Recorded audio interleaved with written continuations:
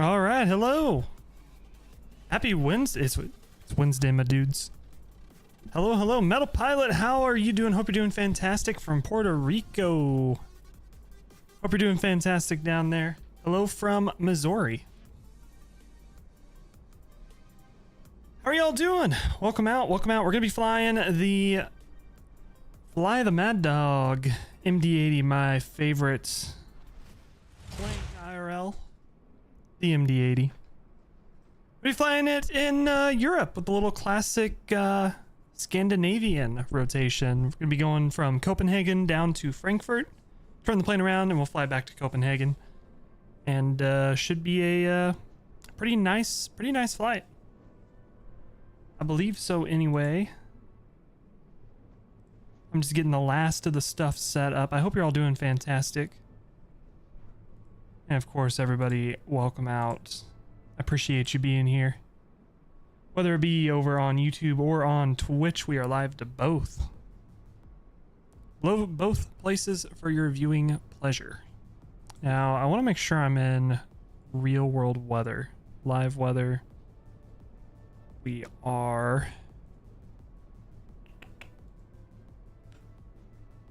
Roger Fire, you joining? More than welcome to join if you want to.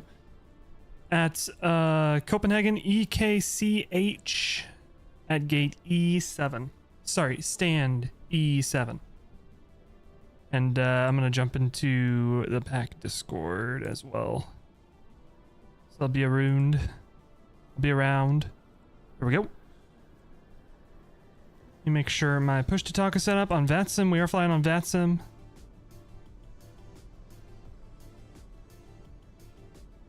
Should be good to go. Fire, too tired. No worries, no worries. Hope you get some nice sleep. SEQM approach. I need to Google and see what airport that is so I can actually not say an acronym every time I say hi to you. Hope you're doing fantastic. Welcome out. SEQM. Quito approach. Mariscal Sucre International Airport. I'm sure I butchered the name of that. I apologize. Quito. I'm doing pretty good. I'm doing pretty good. Back in the Mad Dog for the first time in quite a while. Getting everything set up. We're logged into VATSIM. Everything should be good on there. Our flight plan is filed, so we're flying around legally, which is important. Let's go ahead and jump inside and get things rolling. We get rid of the yoke for now. We don't need that at the moment. One thing that we will do real quick is we need to get the load manager open and get the plane loaded. So real quick, we'll drag that off to the side. This is a little tedious because you can't load it directly in. You can't load the plane directly with the EFB from a VATSIM OFP. At least I haven't figured out how you can do it. There's a button to do it, but when I go to import an OFP, there's nothing here. And I have the OFP in the right folder. So we'll just use the load manager, which works just fine. Import our OFP there. And we will cycle that through. It wants us to check entries. So we'll just double check DOW, that lines up, 0 fuel weight, takeoff weight, landing weight, plans for fuel on board. We got 40, that should be good. Fuel on board is 10.35. And then we'll jump up. Actually, we need to get the GPU connected before we do anything. GPU is now connected. So we'll jump up and we'll get the plane turned on. We'll double check our fuel weight. Giggity, Riley, how's it going? How is it going? I'm doing pretty fantastic. I cannot complain. I got a good night's sleep last night. Chiefs are going to the Super Bowl, so I guess all is right in my world today. All right, let's double check our fuel weight, and our fuel weight is not correct. So, what am I missing?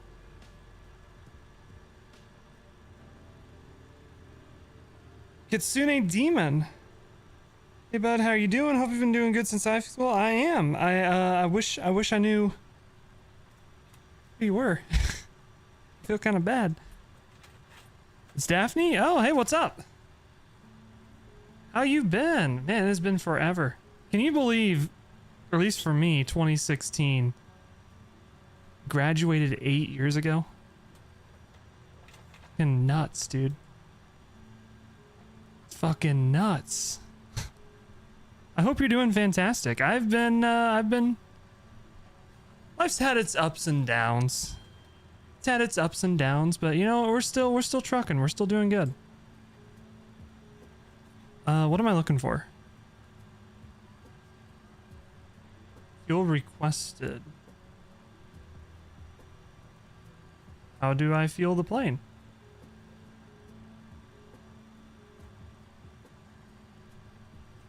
Giggity throwing Hulock out of the plane. Hell yeah, dude. What am I missing here?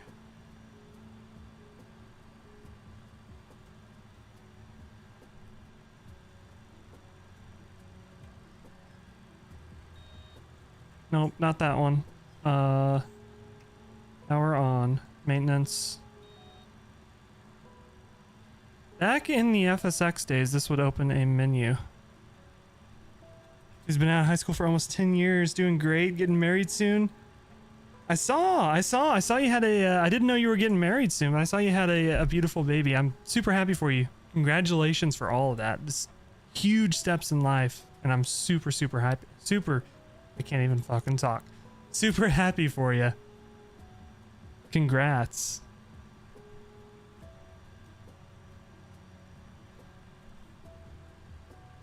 I'm at a loss. What am I?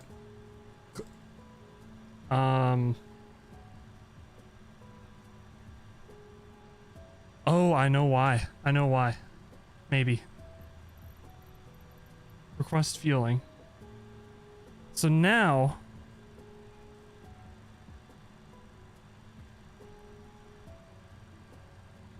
the full life experience. Absolutely. Refueling with passengers on board. No smoking sign on. Should be on. Maybe. Yeah, it is on. Okay. Please don't load fuel just yet. Alright, anyway, while that's working itself out, let's just plug in numbers. I'm just gonna let that figure itself out real quick. Anyway, we'll go pause in it. We are at Copenhagen, EKCH. And we'll grab our GPS location, drop that there.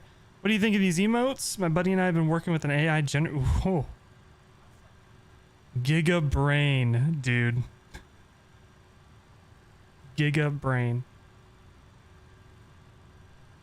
I'm a fan of those emotes. I'm gonna be real. I was popping and see how you're doing. Gonna try to get this boy to bed. Then you go to bed at almost. Hey, good to talk to you for a little bit too. Thanks for saying hi, and hopefully we'll see you around. But good luck getting the little one to bed. I've heard that can be quite the challenge. So I'm wishing you all the good luck there. Yeah, I'm especially a fan of the Giga emote one, but those emotes are looking good. What about streaming any other games? Have a good night, Daphne. I have a little bit. I'm thinking I'm going to use Kick for that. My niche on Twitch and on YouTube, especially the YouTube channel I'm streaming on right now, is FlyTheMaddog, and that's really where the people that have followed my channel, that's where they've come from. So for a while there, when I was going through and playing like Halo and stuff on stream, I lost a lot of followers. Let's see, 2-2 right. It's hard to do this and talk at the same time. I apologize. I lost a lot of followers, and I lost a lot of, like, the average viewership went down, and it hasn't recovered since I went back to FlyTheMaddog. Not that the numbers or anything really matter to me, but I'm thinking kind of the strategy is going to be this: my Twitch and my YouTube channel, keep those focused on flight sim. Let those kind of grow and do their own thing, and then especially once I get to a point where I can I have like a normal person's working schedule, I want to try to do other stuff on Kick. This is the nice thing about having multiple different platforms to do multiple different things, is I can kind of pick them and do whatever. But variety is really hard to grow with, and I've tried the variety direction before, and for me it hasn't worked. Now, of course, on top of that though, I don't really do shorts at all.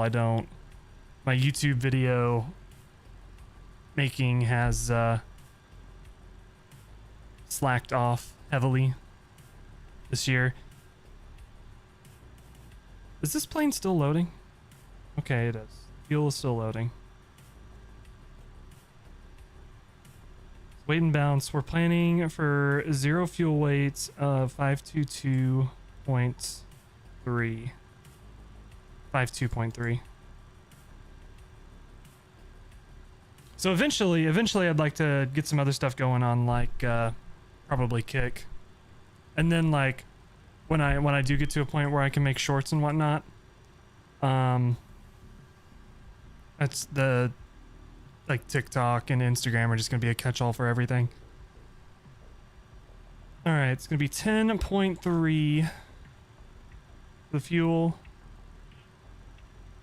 and then /n for a normal or a manual fuel schedule, which is what we want.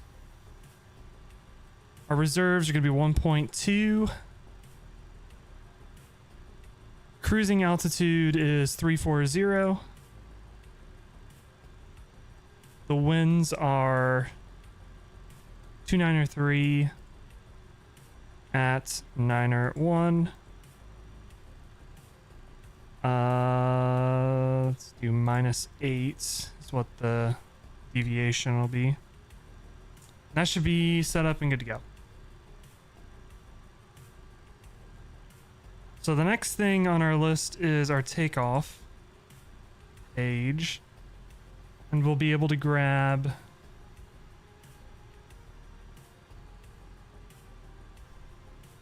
of course it doesn't automatically fill it. I guess realistically it wouldn't, but I wish it did.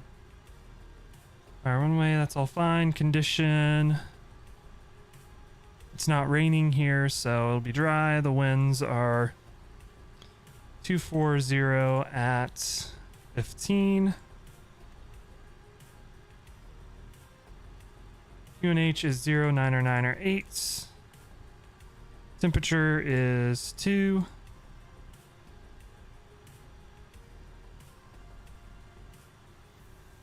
Any ice can be off. Packs can be off. Then we'll grab this takeoff weight from our weight and balance. It'll be 62241. We'll put that in here. 62241. And calculate.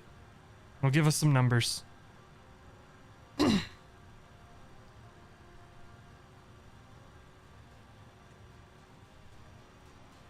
Alright. It's going to be flaps 3.5, selected 1050. Should all be good there. We will come down here. Interesting thing about the MD-80 is you get to pick what flaps you want to use. You can dial a flap. So instead of having regular flap settings like 5, 10, 15 like a Boeing aircraft does, you actually dial exactly what you want. So the calculator gave us flaps 3.5, so we put in flaps 3.5 here. We'll set that here as well for our trim.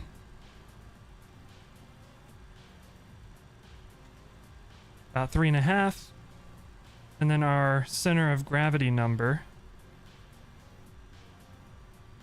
we will grab from weight and balance.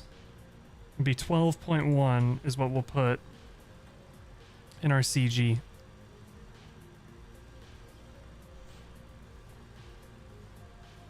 About right there. Then we can set our trim where the notches in the green dial and the white dial line up with each other. So about right there should be good. Connecting to the EA app. I did not open you. Go away. Thank you, EA. Okay, it has gone away. Jeez.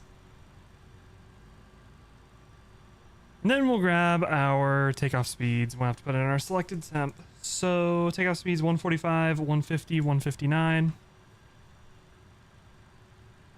145, 150, 159. It looks like our fuel is loaded to 10.3, which is where we want to be. 10.335, that's fine. So we will get the APU started up. Fuel pumps on.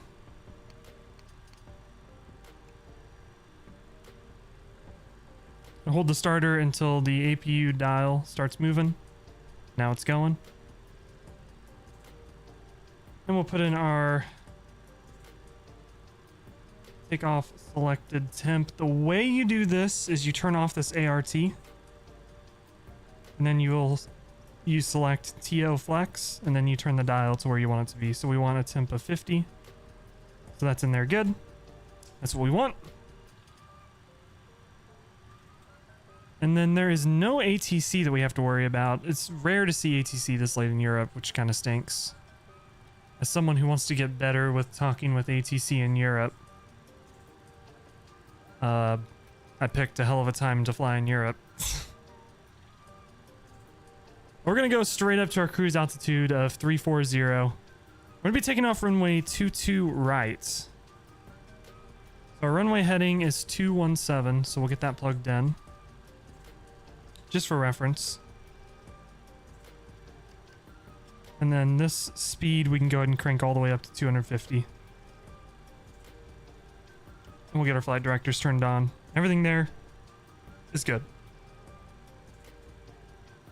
So now we need to put in real quick our departure. So we'll come down here. Departure 22 right. We're going to be taking the Nexi to Charlie departure. Grab that, put that in, execute that, and our departure should be in there. That's exactly what we want. Sweet. So we are pretty much ready to go. The APU starting up. Boarding should be just about done, if not completely done. So refueling's done, boarding's completed. We're all good there.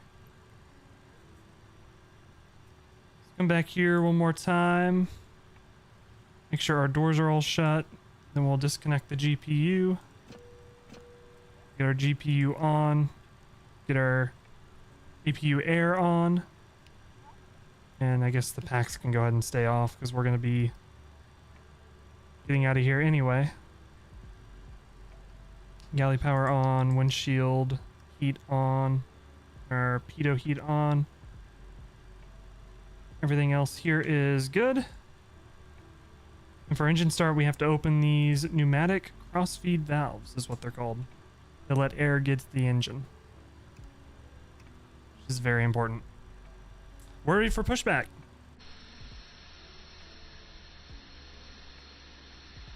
Oh, I forgot to turn on the lights. Let's go ahead and turn on our beacon and everything, and we'll get GSX pushing us back.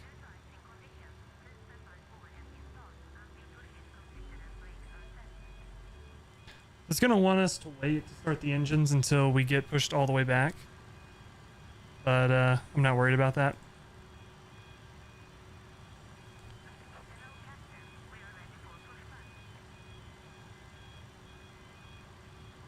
Not too worried about that. We'll start the engines like normal when we're pushing back. So.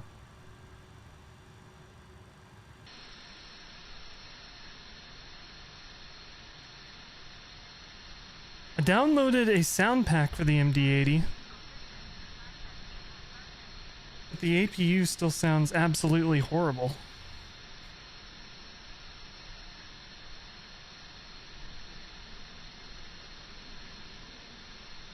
So, Apologize for that. The engines sound a lot better though with the sound pack.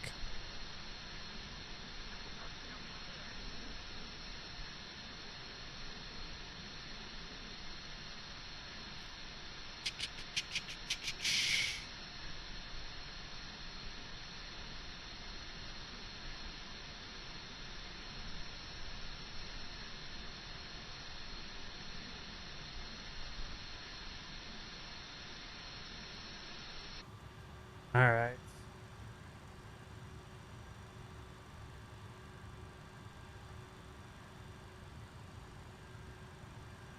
And out of here, we'll go nose to the left, I believe. Yep.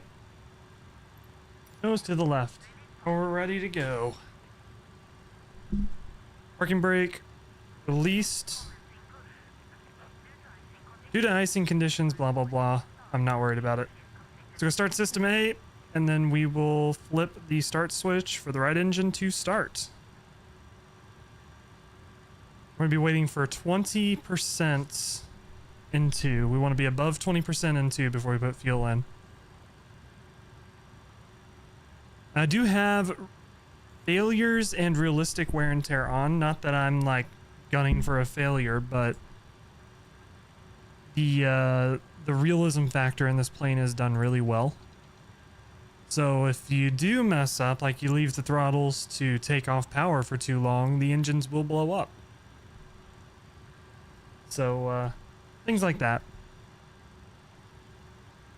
And then of course realistic wear and tear and stuff is on as well. I do wish it was in total for over all the liveries. It just racked up the time, but it's per livery, so probably take ages of flying this specific SAS livery to reach it, but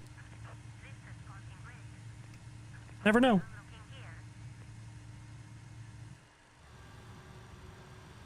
Alright, the engine started, it's on the bus. We'll turn off the switch, then we'll start the left engine. It'll be the same thing, looking for above 20%, and then we'll toss the fuel in.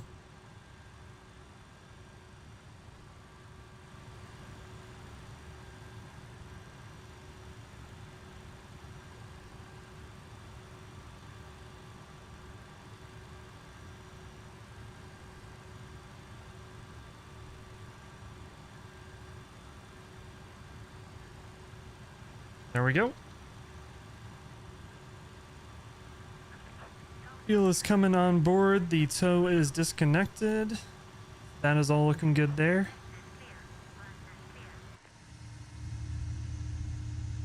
We got our classic MD-80 view here with the engine in the back of the wing.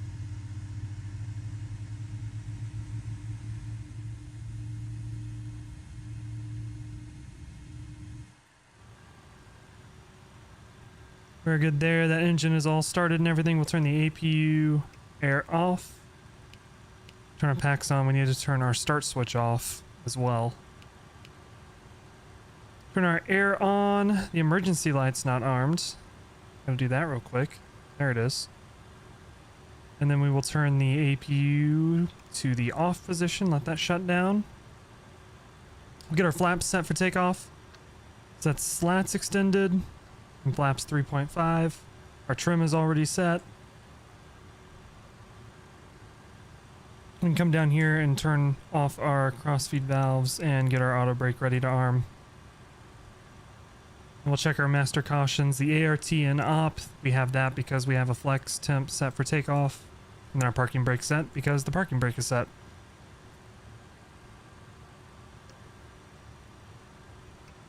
So release the parking brakes, and we are ready to roll.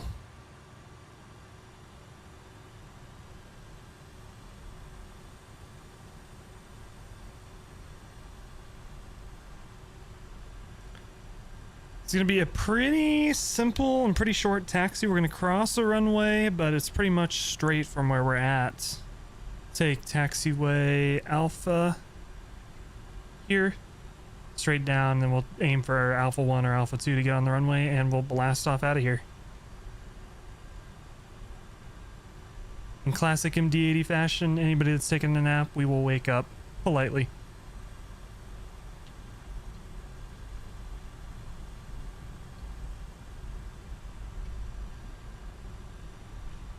This taxiway here is the one we want to take.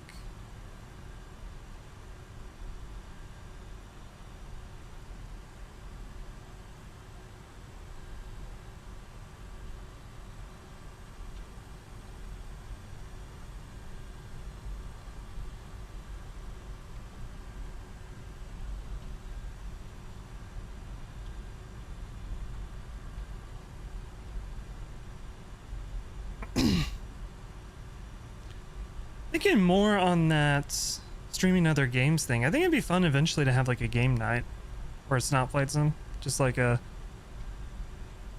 fuck around game night. I feel like that'd be pretty fun.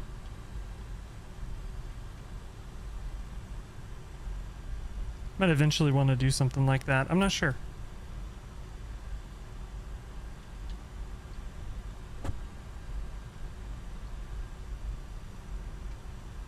I don't want to piss off all you flight sim nerds again.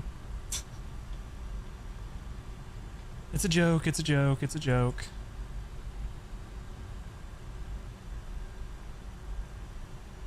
We'll get our transponder to mode C. We got 122.8 the frequency.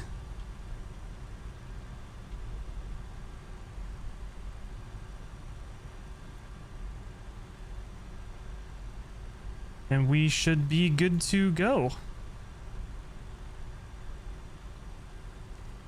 So to do our takeoff checks, we need to press the toggle switches back here. Our transponder to TARA. Get our strobe lights armed. We're on takeoff flex. We got takeoff down here. Get our lights on. Get our auto brake armed. And we are good to go. So we'll call up and let everybody know we're taking off. Copenhagen traffic, Scandinavian 675, taking off runway 22 right, the next C2 Charlie departure. Copenhagen traffic.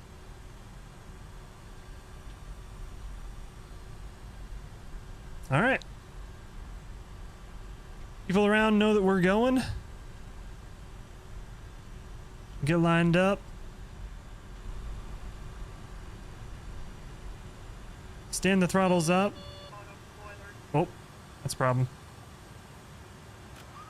If you forget anything, this plane will let you know. All right, stand the throttles up.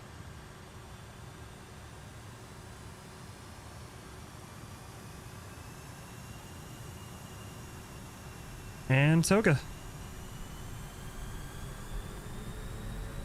Takeoff thrust set. Thrust set. Little bit of nose down pressure. Clamp. We can keep steering the plane. We got clamp, which is what we want, so the throttles don't pull back on us.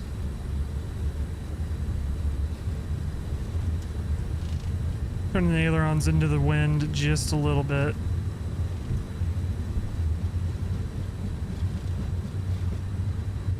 V1. There's our V1. Rotate.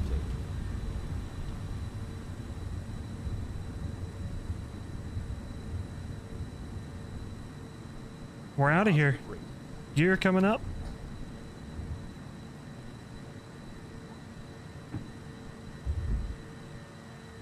Gear up. Lights out. Awesome.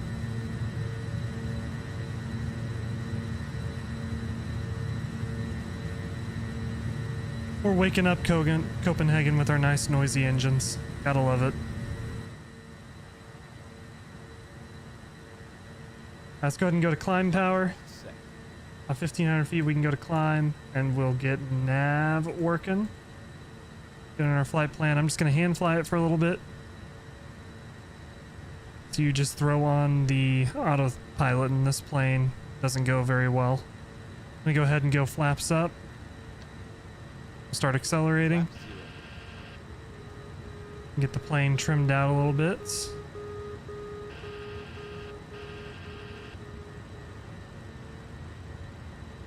Get back to this view. Start working on cleaning up the plane a little bit.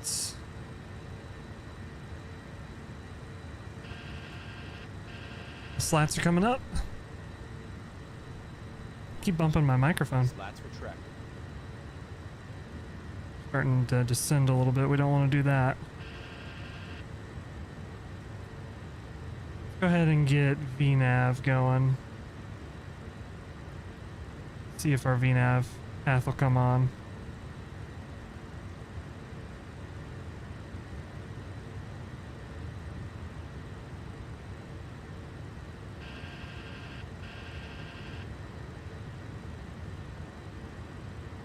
Until our flight director meets us, I don't want to turn on the autopilot.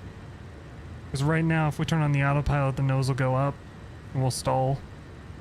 I don't know why that's the case. I haven't figured that out yet. It's probably something I'm doing wrong. But, until that, I can just kind of manage the speed with the climb out. Until I figured that out. We can go ahead and put the ART on auto again.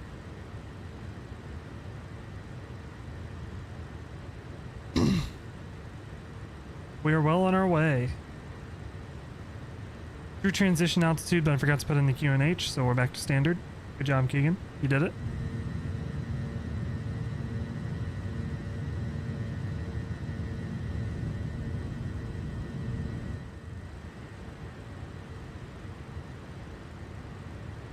Still hand flying.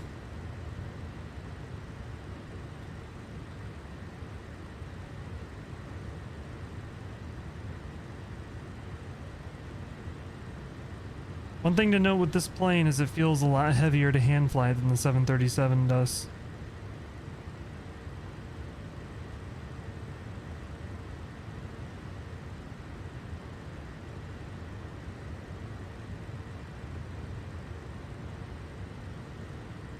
Coming up on 10,000, should accelerate, and I think our flight director will come down and meet us when acceleration happens. We should be able to get the autopilot on and call it good. And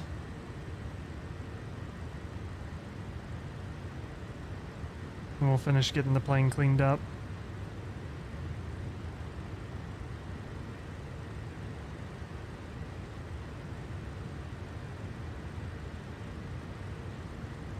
Flight director is not meeting us like I would hope it would.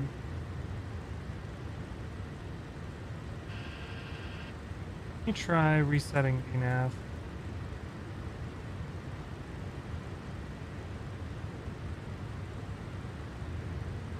Better. Maybe it's just accelerating a little slower. Let's go ahead and go autopilot on. See what happens. We'll just have to make sure we don't stall. Make sure the plane doesn't decide it wants to stall. So we are accelerating. A little slowly. Above 10,000, we can get the landing lights off. All our lights over here are looking good. We can disarm the auto brake, or the speed brake, disarm the auto brake, and we are good. Well, on our way to Frankfurt.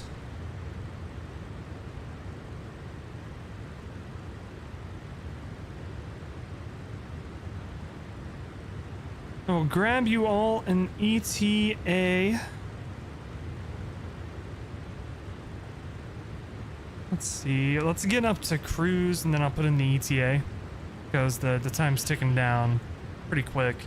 So I can try to do some mental math and get one out of the FMS. 1327 Zulu, right now it is 12:25, so just about an hour from now.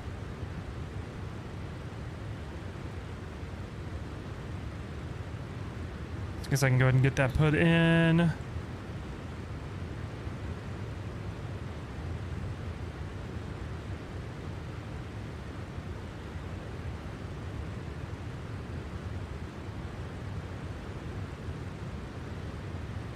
$439, so we'll say 0545, somewhere around there.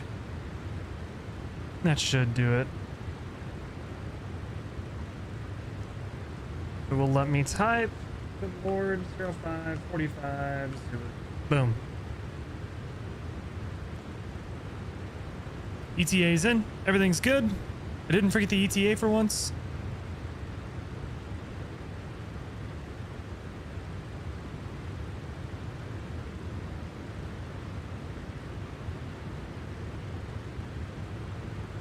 I left my soda and my water on the table behind me. I didn't even notice until right now.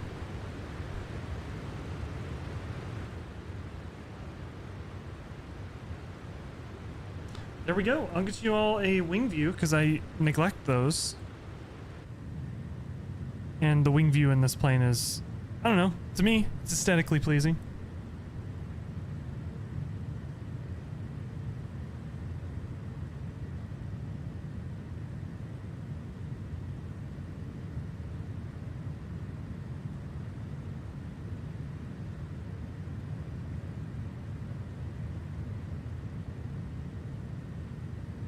Dog's trying to make himself comfortable. Funny.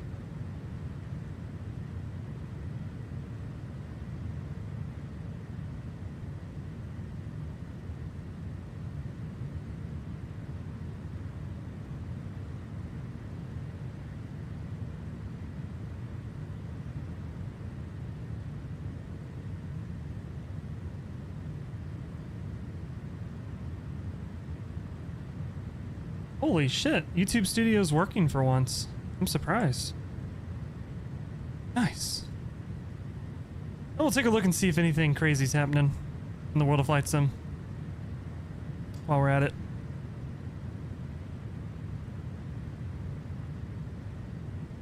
I don't know if you guys saw this, but Honeycomb I talked about a few streams ago how much I don't like Honeycomb, but they posted an update where there's been a transition in leadership and everything like that. They are going to ship the Honeycomb Charlie rudder pedals that have been pre-ordered, and refunds, if requested, will be honored. So honestly, good steps, but a lot of the comments are just hating on them. They're good at trying to look ridiculous and pathetic in front of the whole flight sim community. Couldn't have been a worse way of communicating in such a situation. All riddles and accusations. But I do hope everybody who has a Honeycomb product on pre-order is able to get it if they still want it, or is able to get a refund if they want a refund. So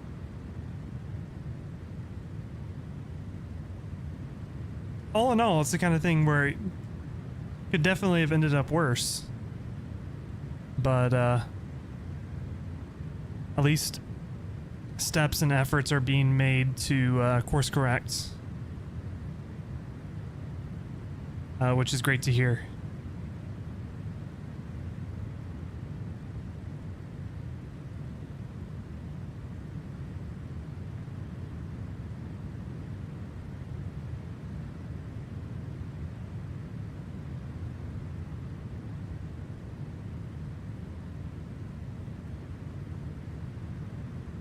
I just realized my Discord profile picture is still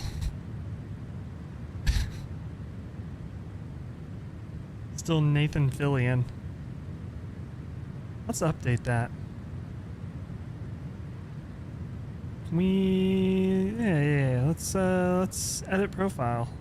I can't do that because I have streamer mode on. Nice. Turn off.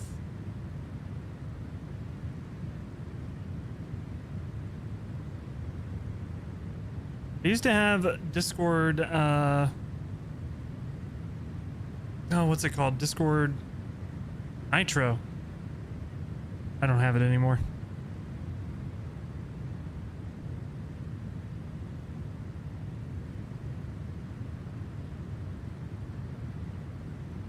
Stopped paying for it. I wasn't getting my worth out of it.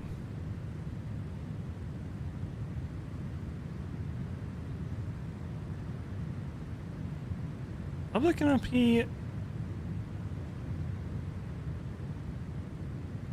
Can validate a flight plan? Never done that. For Europe.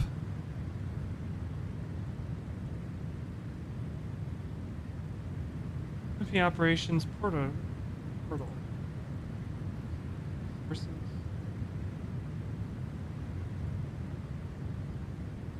Don't know how to do that though. I accidentally clicked on it in SimBrief. There's this IFPS validation, tactical tab, flight planning, free text editor, tactical, find flight planning.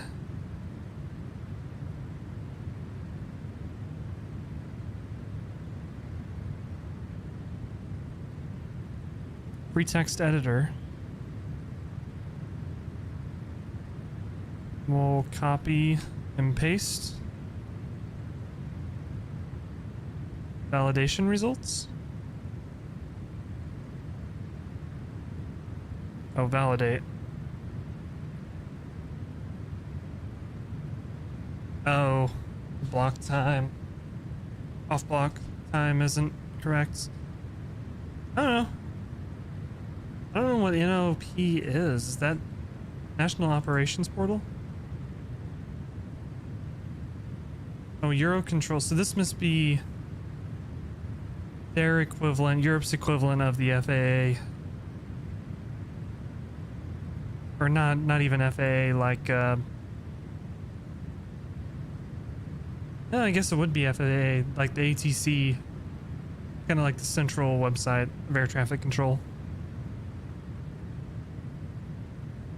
Interesting.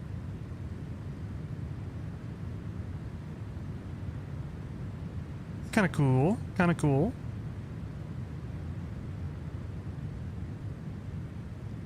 It's a bird, it's a plane, it's a pie in the sky. Or anything else?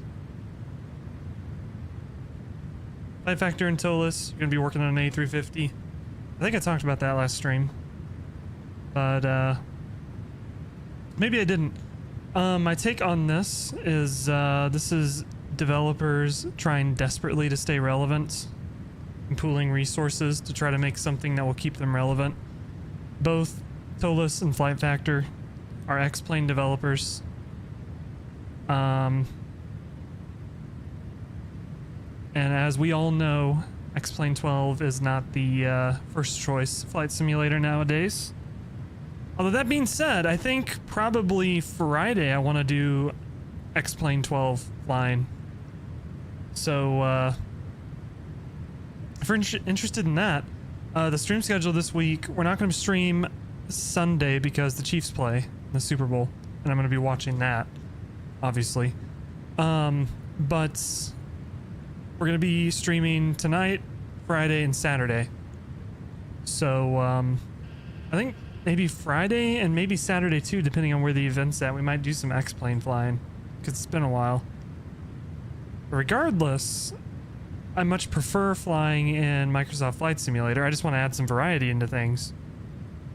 I know Microsoft Flight Simulator is the more pretty sim to look at. But if you're interested in watching some X-Plane, you'll know where to come Friday and Saturday.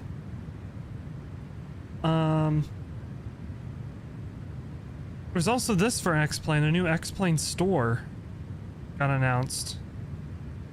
You can buy products directly within the simulator. This is to compete with the Microsoft Flight Simulator store that's in part of the sim.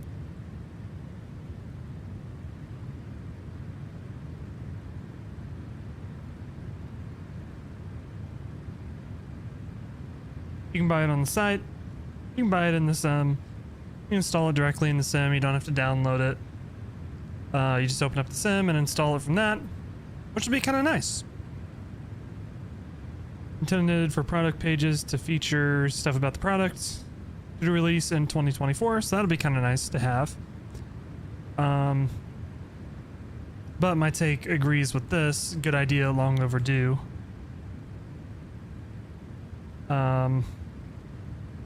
And I think it's probably a good thing that we're moving away in X-Plane from the org store. Fucking hate the org store. It's so out of date. And I've heard the customer service is not great with xplane.org.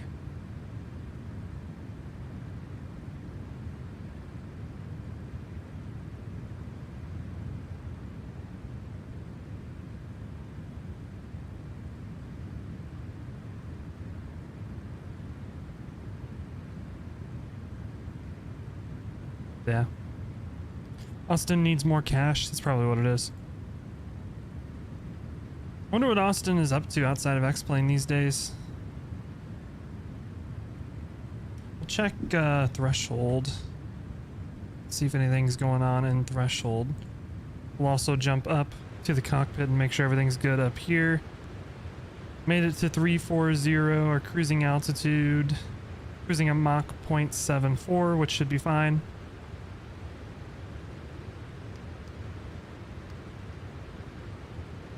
We got our major part of our cruise here.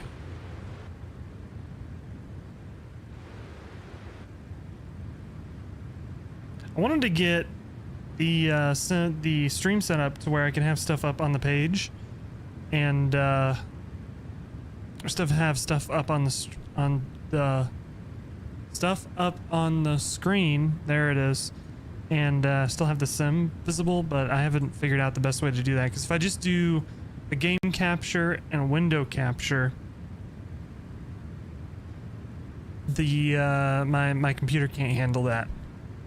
Right now I'm using a screen capture, and then if I do a game capture as well with a screen capture below it, you can run into issues when you're doing a game capture and a screen capture at the same time, and just make it a headache. So I haven't really messed around with that very much.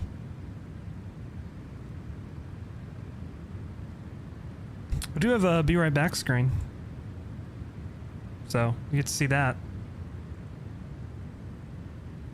Let's see what's going on at Threshold. Honeycomb Charlie updates. Update for the any builds. We've looked at that. New passenger cabins. What's this? BAE 146 is a 3x3 cabin? I didn't know that. I figured it was a 2x2.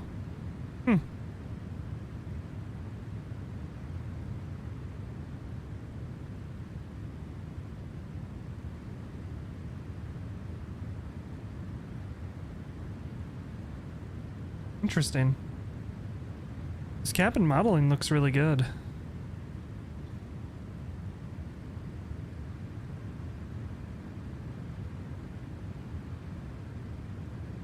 I still want to get the Just Flight Fokker, but I really wish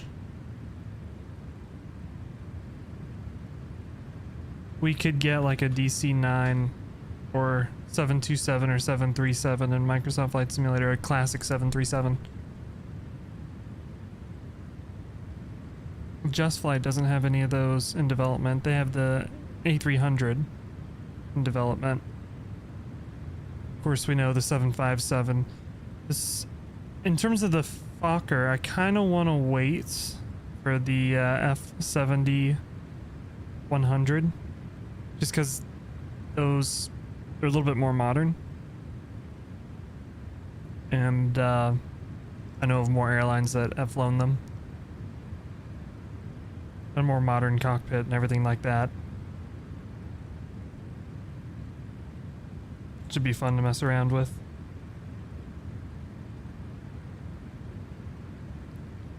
I did see on the FlyJSim Discord that there will be charges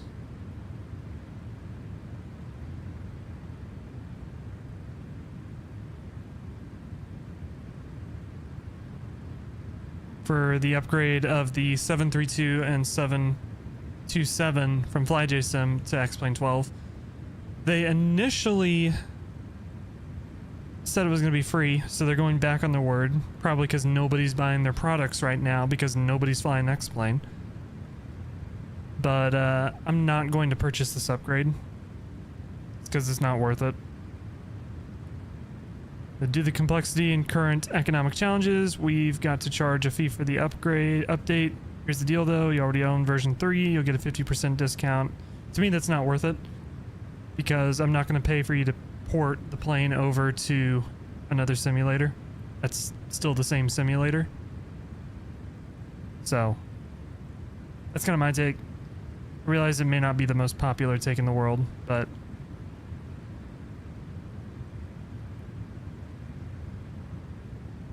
just like if when Microsoft Flight Simulator 2024 comes out, if PMDG charges an upgrade fee for Microsoft 2024, which they probably will, let's be honest, I will have serious questions surrounding that, why they're charging that upgrade fee.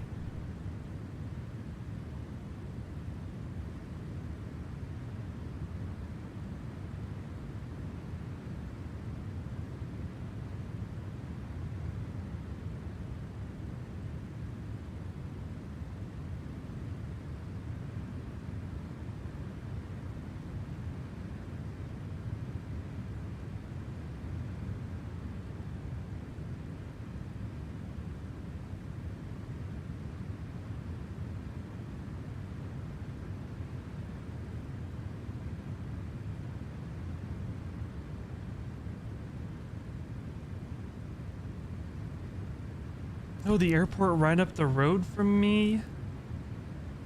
Plane made an 87 heart over Kansas City. Let's take a look at that.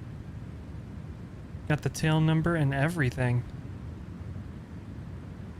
Let's see, let's see. We got November 444 Mike Alpha.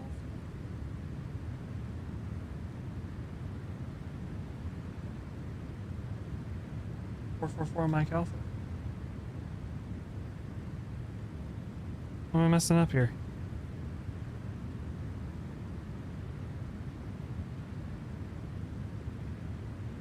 Why can't I see? It's on FlightAware. First Order Aeronautics. What is this plane? I'm curious. The S-18. Oh, there it is. There's a really small picture. Number 444, Mike Alpha. Yep, there you go. There's the heart.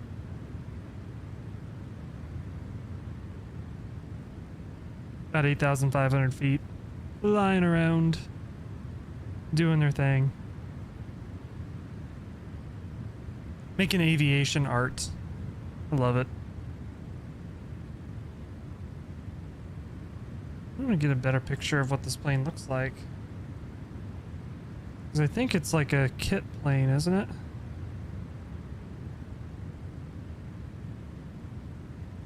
It's not this. 'Cause this would be... Photo date, this is 1987. It's not this plane.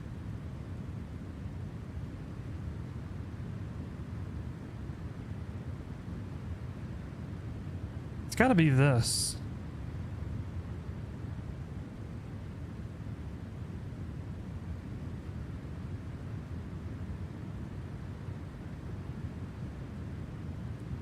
KM. It's gotta be this like kit plane looking thing. Alright, let me turn Discord back to streamer mode so it's not sending me notifications and crap.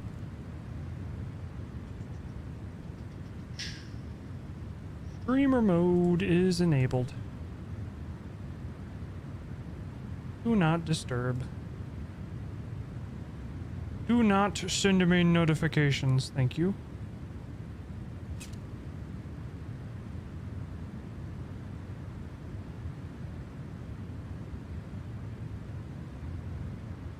See, do we want to try to get an external view? Let me try that real quick.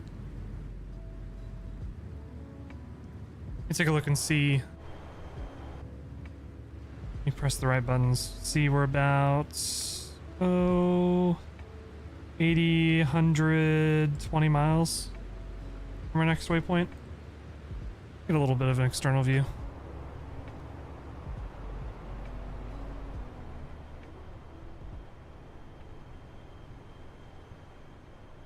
I want to go to the other side where the sun is.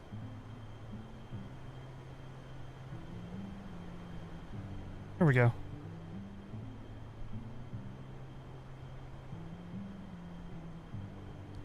Trying to get used to working this camera without an Xbox controller, the drone camera. It's kind of difficult.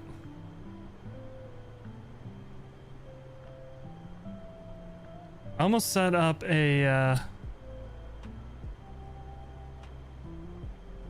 keybinds for my Yoke to control the camera with that, but then I realized every time I switch, oh, I guess I could just set a profile. Actually, I wouldn't have to rebind it every time I switch between my Yoke and my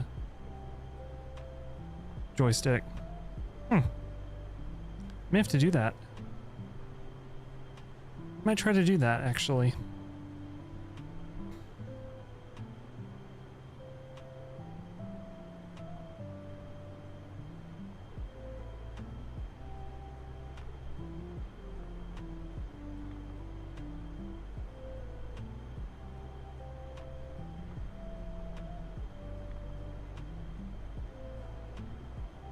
I like this livery though. I want to Google and see whatever became of this plane. LN RMN. Let's see what happened to this MD-80.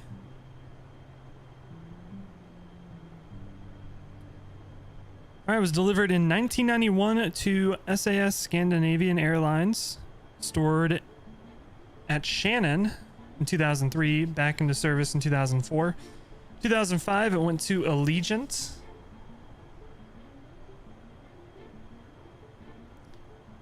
And then it went to World Atlantic Airlines, and currently it is stored.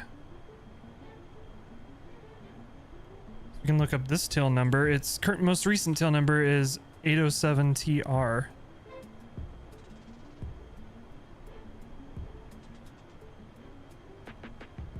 So this exact plane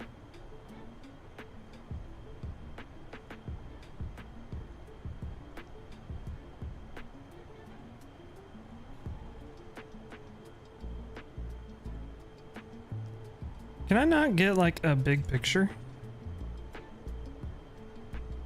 This is what this exact plane looks like these days. This is the same plane we're flying in the sim right now. And most recently flew for World Atlantic, and it is stored currently. Which, you know, is what it is.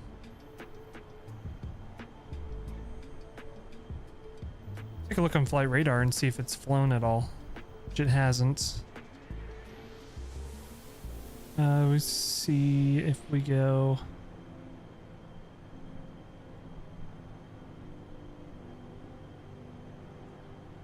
Oh, was this plane in an accident?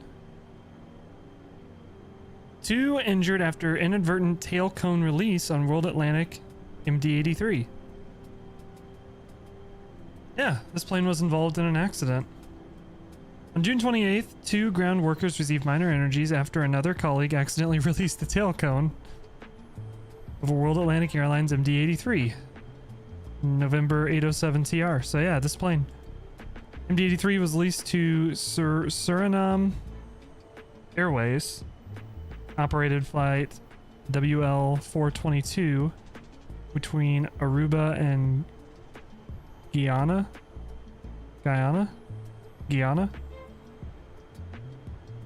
Ground staff mistakenly pulled the tail cone jettison handle instead of operating the stairway switch of the plane, causing the tail cone to be released. Nice.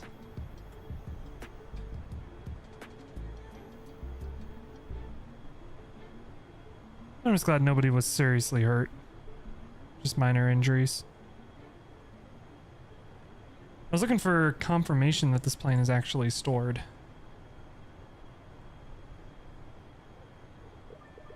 When was this picture taken? 2019.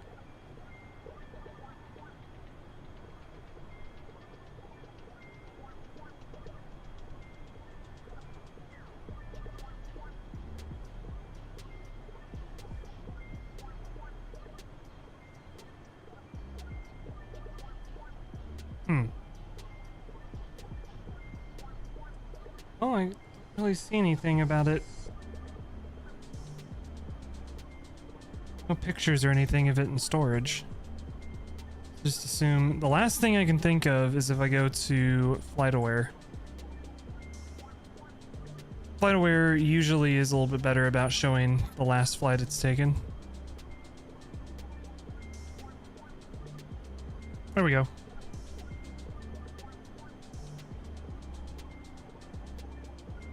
April 2023, so this plane is still up and around and flying. But just kidding, it's stored. Blytheville, Arkansas is a storage place, I believe. KBYH.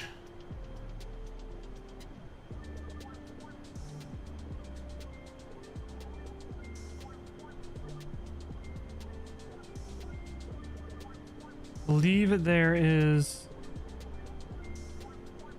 storage here.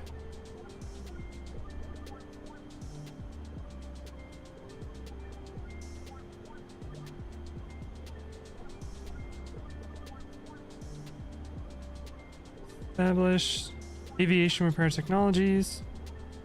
Yeah, there you go. Established its headquarters at the facility and opened repair facilities for aircraft heavy maintenance, short-term aircraft storage, and aircraft engine disassembly. Heavy maintenance, disassembly operations.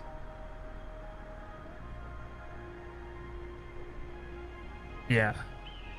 So it looks like the plane is stored in Blytheville, Arkansas. For some reason this camera keeps twisting. It's kind of annoying.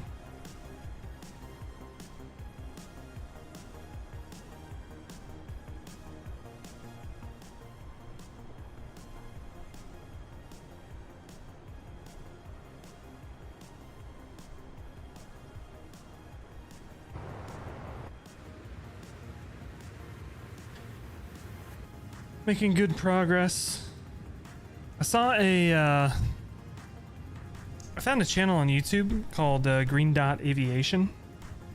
He does like aircraft accident breakdowns and stuff like that. Not a brand new concept, but I like his style of doing it. And there was one where an American Airlines MD-80 took off and an engine immediately caught fire after takeoff.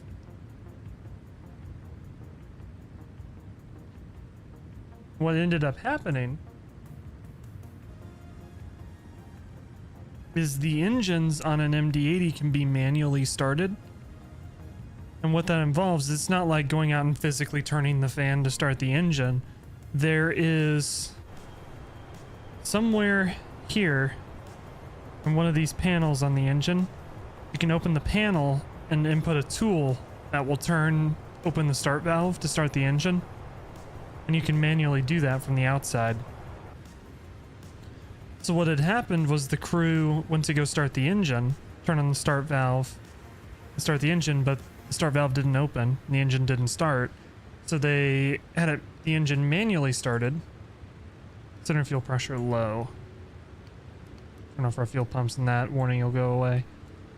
They had the engine manually started, but the person who did it didn't have the tool, so they just used their hand to turn whatever thing needed to be turned, or they used a screwdriver and their hand to turn it. But what ended up happening was the start valve was stuck open, so the starter fan was stuck turning to start the engine. And what had happened on takeoff with the amount of air going through the engine, that fan had heated up and overspun and exploded, and destroyed the engine, and the engine caught fire. And they attributed obviously it was due to the improper starting of the engine, but also the start valve being stuck open led to the engine catching fire and an engine failure. So now whenever I fly this, I'm like, okay, well, make sure the start valves are off before I take off, because I don't want engines blowing up on takeoff. And knowing Leonardo and the FlyTheMaddog, that is probably 100% modeled into this plane.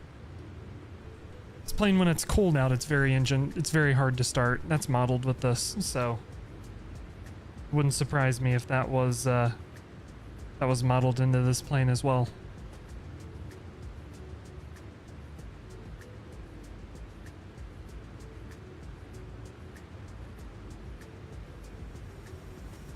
I got a package at the Amazon locker. I didn't even realize.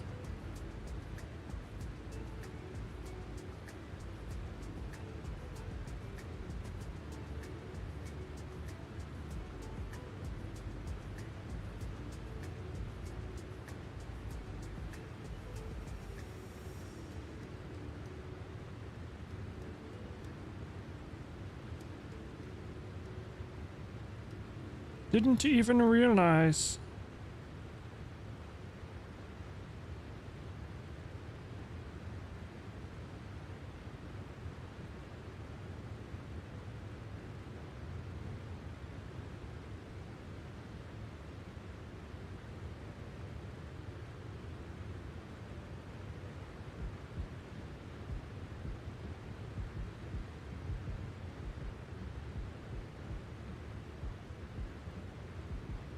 Now, as we get a little bit closer, we'll start getting ready for our arrival. SimBrief gave us runway 7 rights. We got IFR conditions. Winds are 020 at 4. Rad Z. Oh, that would be drizzle and mist. Okay. I like how Navigraph breaks down the meets are. So when you see something you don't know what it is. Like I haven't seen that before, but then you come down here, conditions, light rain, drizzle, and mist. So we'll have a wet runway to contend with. And 1002. So I want to try something. I've never done this before. But we're all about trying new fun things here. So I want to try to calculate our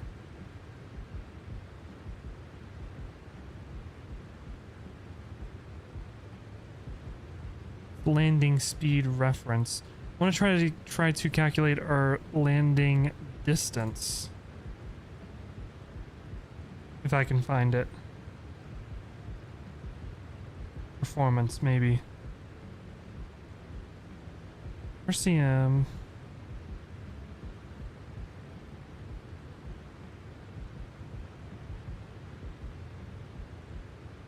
Flexible takeoff thrust.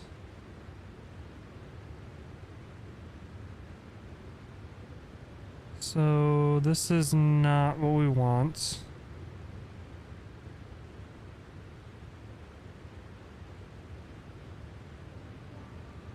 Landing field length.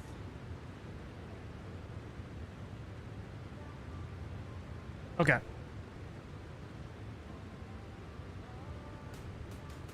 So we're going to be landing with flaps 40. We're going to have a wet runway.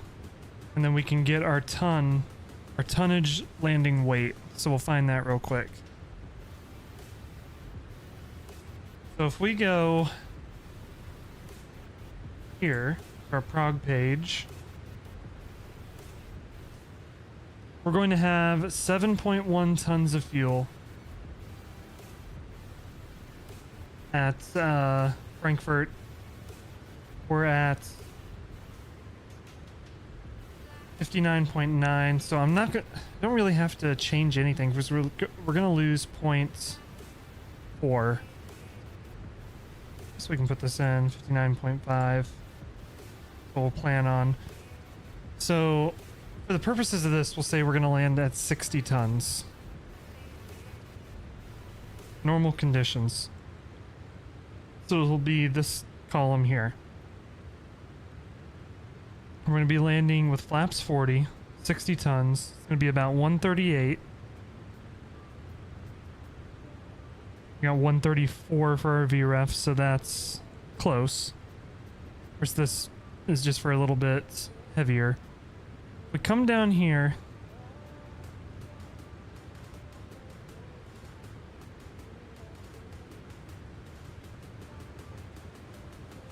This is for flaps 28. Okay. Flaps 28, 143. If we look here, 139, but we're half a ton lighter, so that makes sense. Our landing distance on a wet runway is going to be 18.5, 1850. So if we look at Frankfurt, this is a check we can do. So we're going to land runway 7 right. We need 1,850 meters to land. We have 4,000 meters to land, so we're good. So really, we don't even have to use auto brakes. We have plenty of runway.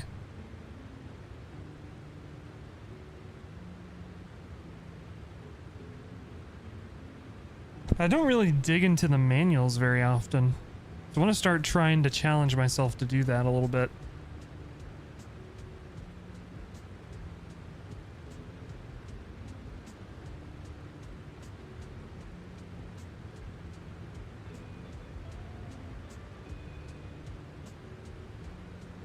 Something that's kind of interesting though is it doesn't give a landing distance for abnormal conditions.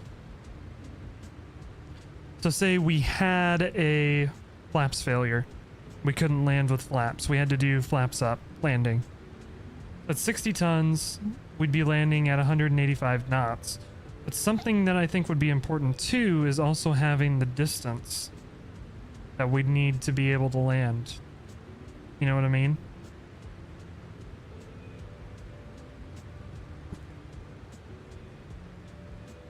This is stuff I'm thinking about now that I've started watching these air disaster YouTube videos.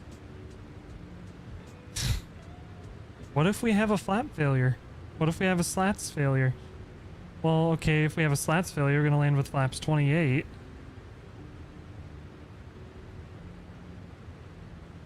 Bring this across 60 tons, 184 is going to be our landing, but what about our runway distance? You know what I mean? How long of a runway do we need to safely land?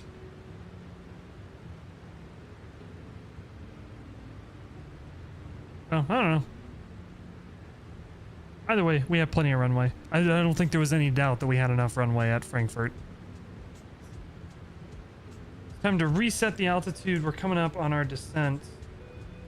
I'm gonna pop our altitude lower to like 10,000 feet, and real quick we gotta get programmed for our arrival. I'm a little bit late on this.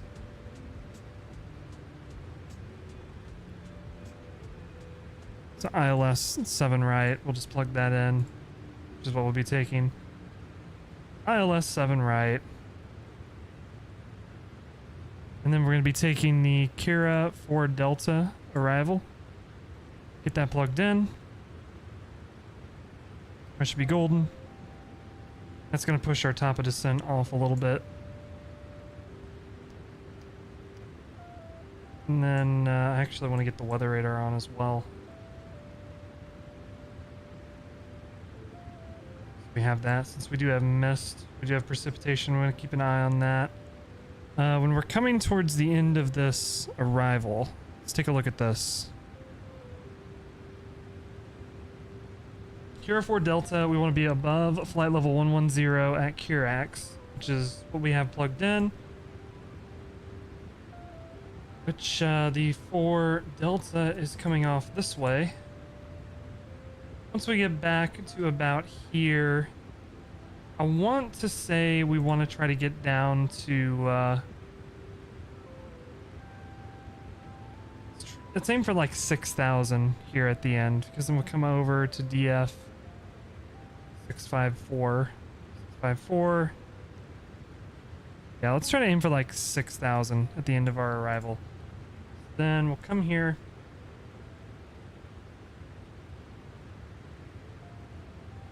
Put in 6,000 before vectors. Execute that.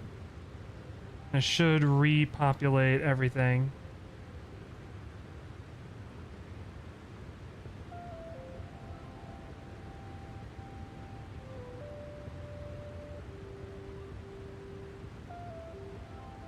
Still not descending until just before Kirax.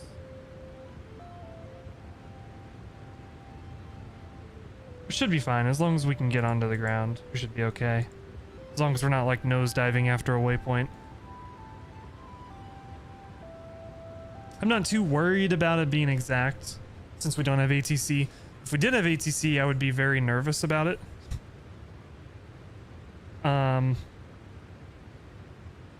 Just cause I'm not very comfortable with ATC in Europe, and they get really mad when you mess up. At least in my experience, they get really mad at me when I mess up. I don't like it. I mean, I get it, because Europe's pretty busy on VATSIM, but still.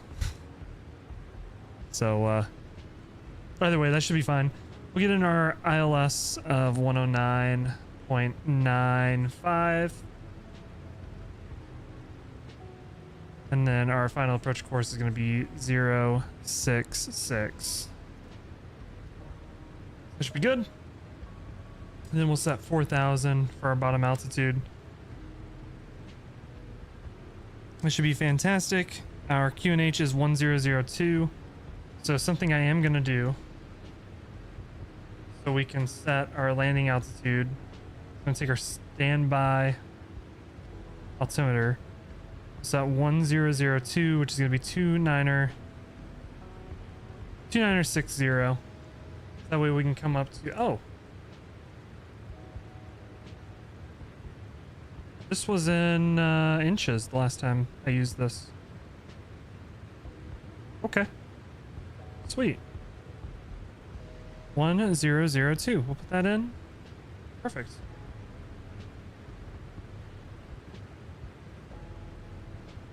Get that set back to standard, I guess.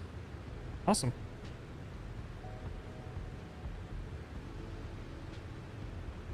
That's programmed and all good. We'll get our airport elevation is 300 feet. The 363 feet, so about there. 246, about there. That should be fine. And then everything else here is auto. Got all the other stuff set up there. Right how we want it to be. We have our altitude set. We're on VNAV. Everything's good. So once we cross our top of descent, the plane will start descending for us, and we'll be awesome. We set our minimums as well. 200 decision height.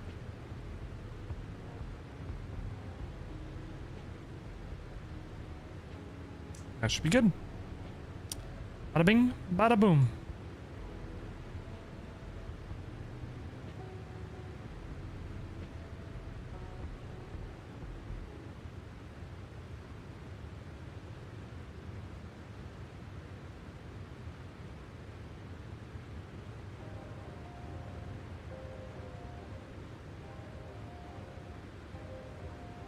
If there's anything else in the manuals that you need to worry about at the moment.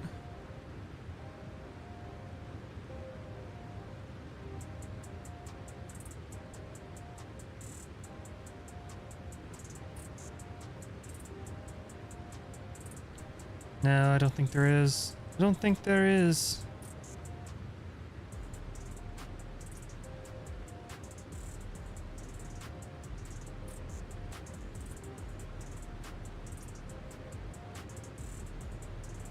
I want to check that FS News website again. I don't think that, I don't know if there's gonna be a new SimCident report we can look at, but that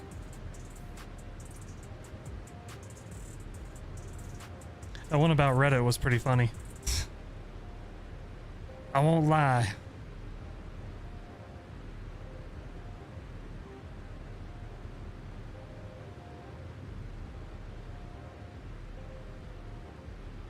Want to have fun? Visit FS Memes.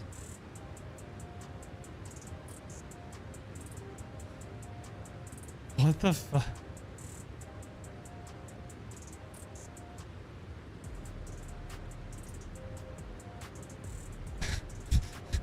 What is this website? I'd like to be a ghost.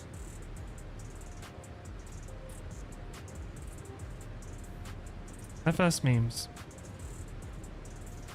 Is this just, I press this and it gives me a new meme every time?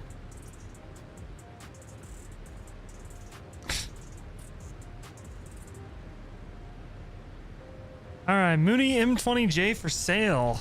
$180,000 or best offer. Need gone ASAP. I'm selling it because it was purchased without proper consent of my loving wife. Apparently, do whatever the fuck you want doesn't mean what I thought. This is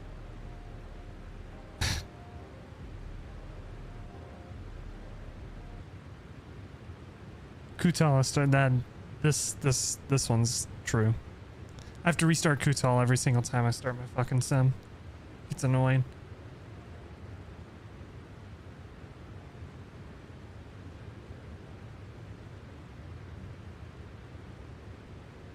You can turn on Comic Sans. Ahaha. About. Founded on April 1st, 2023 by the creators of FS News, this website is intended to be a fun community project that allows people to share memes with their friends and fellow flight sim enthusiasts. Okay, I respect it. I respect it.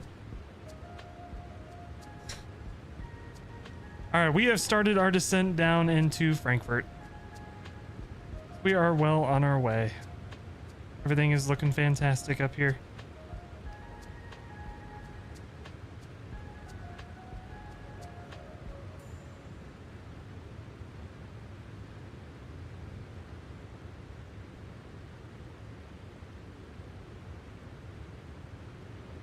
MSFS News.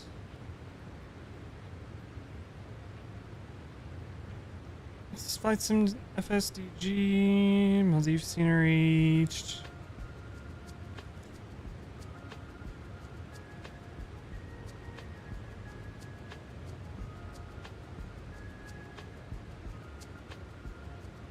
Passenger 2. I'm curious what this is. Okay. Passenger 2 is a new add-on utility that seeks to fill in the gap, an immersion that plagues most flight simulators. While they seek to produce realistic flight dynamics, none really feature true airline and company management tools out of the box. With Passenger 2, simmers have the opportunity to experience what it's like to take passengers between destinations, along with learning the strategy and logistics involved in running an efficient airline business.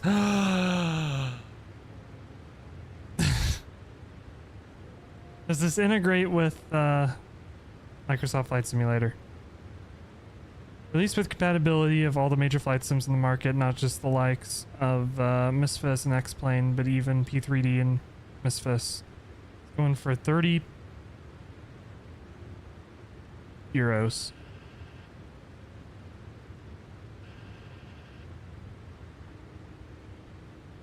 So I have Pack X. This seems like a similar thing.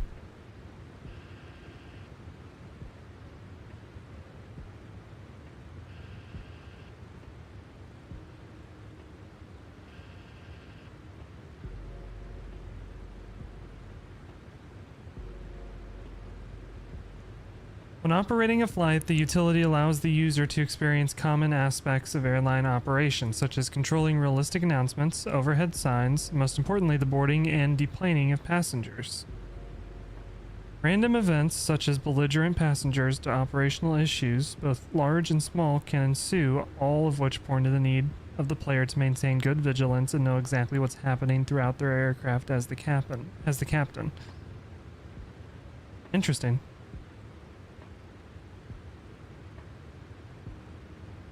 Person is selling a soda for $1.50. I thought it was $150. I'm like, Jesus, that's a expensive soda.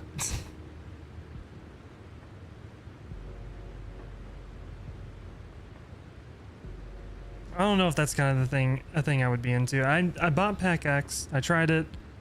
Not 100% my thing.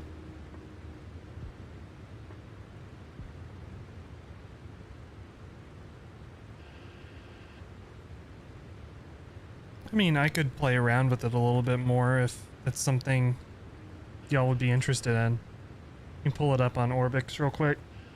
We'll take a look at it.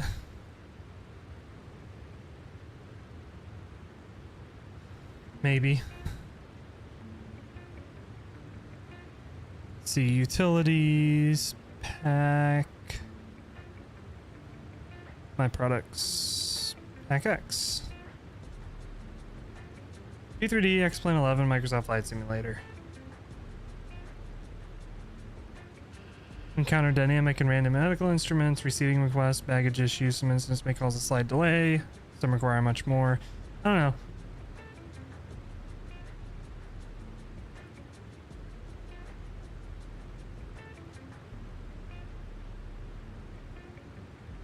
I mean, it works.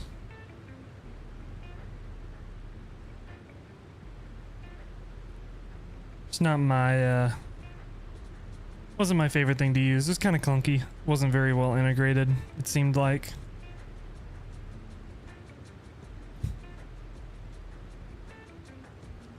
So once we land at Frankfurt, we're going to be going to Alpha 11. Stand Alpha 11. As long as I keep that in mind and know where we're going, we should be good.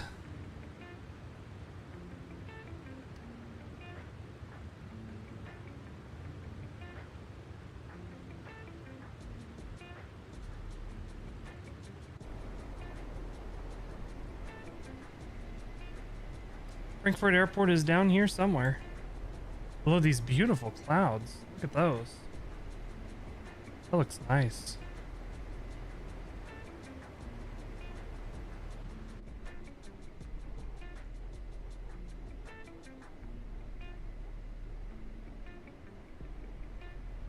I don't know if I can get a solid screenshot.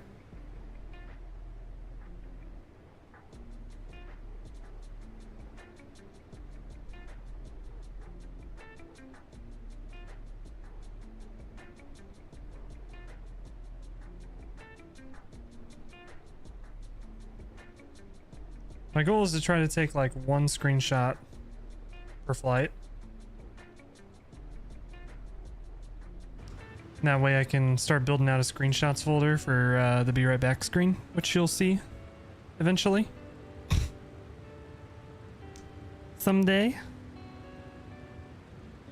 Not exactly someday. I mean, you'll see it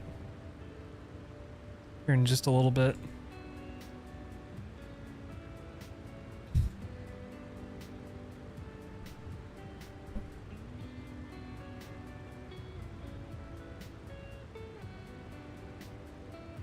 Let me look here. We got DE660. I look here. DF660. That would be 4,000. So I think what we're going to try to do is we're going to try to send it down a little bit quicker. So let's pull our speed back to about 250. Let's just go ahead and go back to 250. Pop the speed brake. And maybe 240. Go ahead and go 240. So we got full speed brake, slowing down.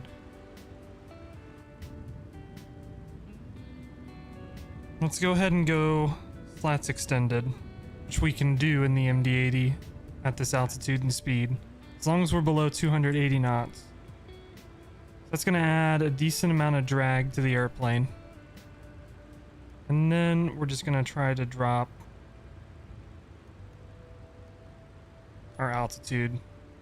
We'll use some speed brake to help keep us slowed down. We'll reset our bugs on our airspeed. Get ready for landing.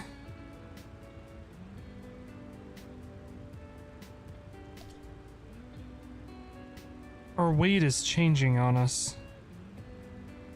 59.5 for landing.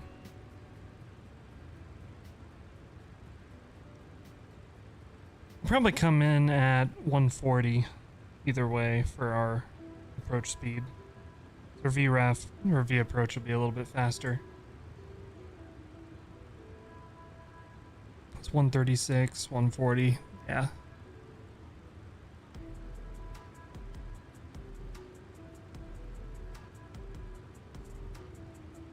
I don't want to start powering up, so we'll just drop our descent rate a little bit quicker. It's Something that's nice about the MD-80 is you can descend and slow down at the same time. Something very nice. Go ahead and get our landing lights coming on. We're not going to use auto brakes for landing because we really don't need to. We have plenty of runway. We want to make it a decent amount down the runway for when we turn off and go to the gate. So hopefully we can just make a left turn and go straight to our gate. Our stand. Sorry. We're in Europe. It's a stand. I apologize.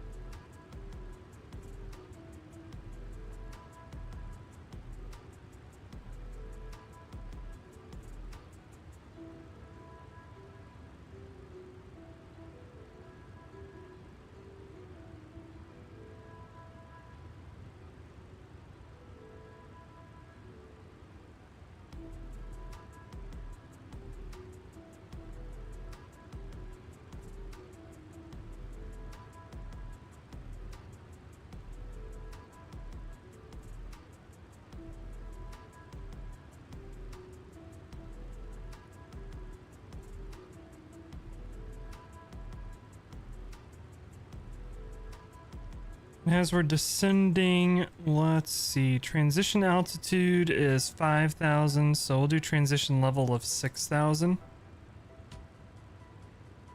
So let's go ahead and put in 1002 into here.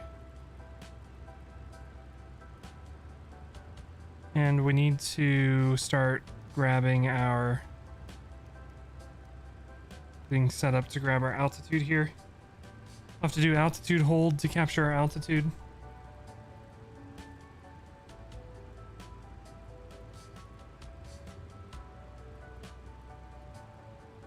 There we go.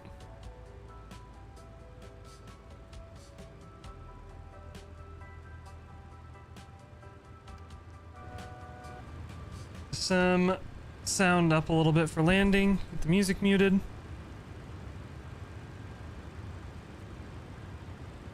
My frame rate's dropping a little bit when I'm looking around.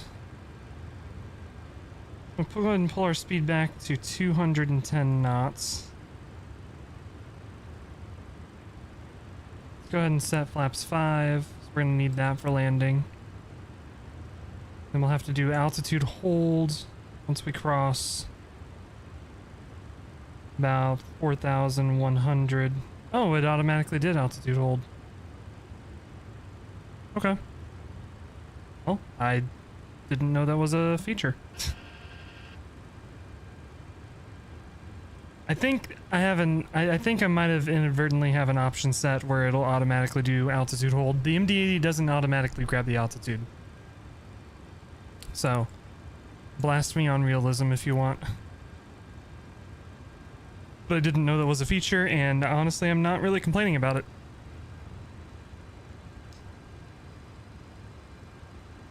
Alright, so DF660 is 4,000, so we can really start turning into intercept right now if we want to, which I think we'll go ahead and do. So we'll go like 155, we'll go heading select. We'll start a left turn in. We have our ILS and everything set, 109.95. Should be 110.95, I'm glad I checked. 110.95066. So that is set exactly how we want it to be. 110.95066. Perfect.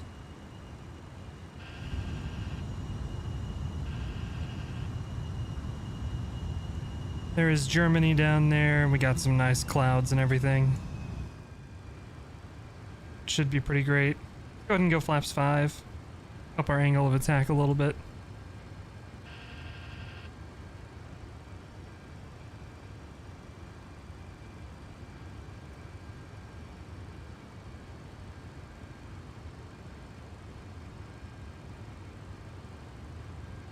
And we should be getting...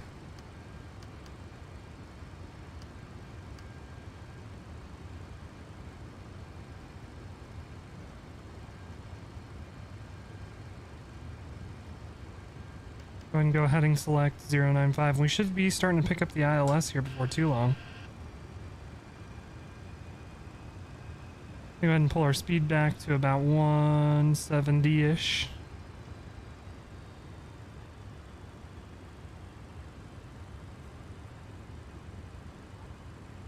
Go another notch of flaps. Concerned we're not picking up the ILS, as we should be.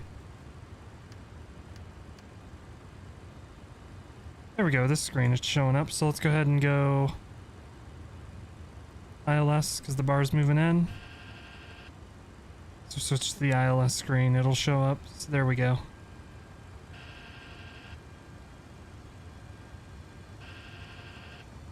So we're overshooting just a little bit, but the plane will correct, and that should be fine.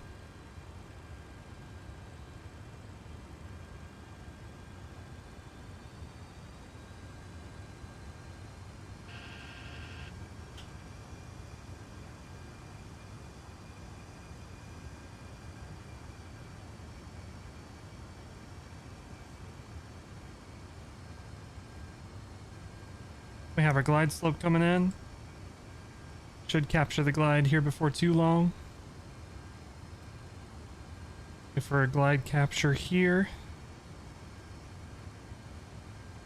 Forget what this is called.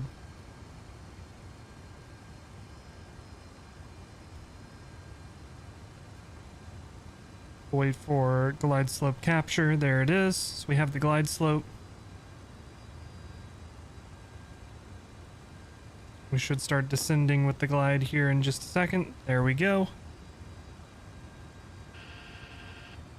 Make sure our go around altitude is set to 5,000.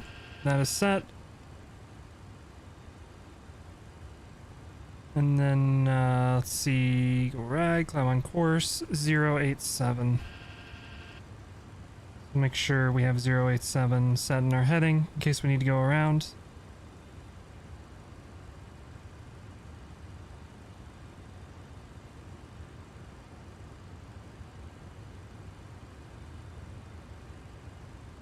Boom. We are set. We're just waiting for 2,500 feet. We'll start kicking down the gear, kicking down the flaps. We can go ahead and get our spoilers armed. Those are set and good to go. Let's see if we can see the runway out here. I don't see the runway just yet. Oh. See the lead-in lights there. Got 2,500 feet. Go ahead and go another notch of flaps. Flaps 15. Flaps 15. Gear coming down. And our speed will start really bleeding off here before too long. We can go ahead and set 140 for our V approach. Gear down. 3 green.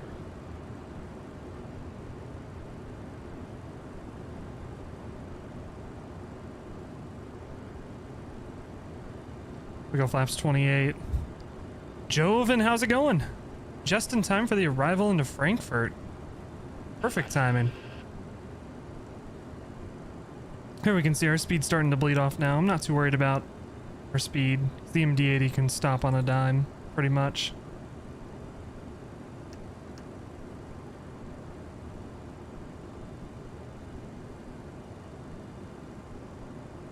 A little bit of stuttering there, but should be okay. There's no ATC. Always get a little worried about that. Let's go full flaps. Just letting our speed fall out. Flaps 40.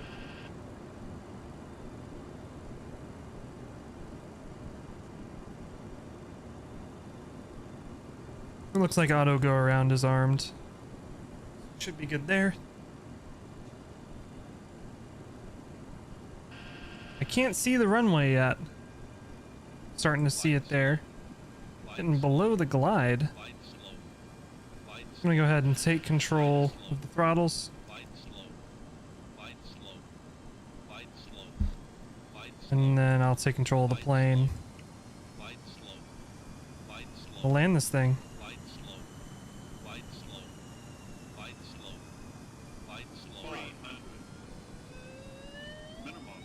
Continue. We're stabilized. A little bit low, but I feel comfortable about where we're at. 100.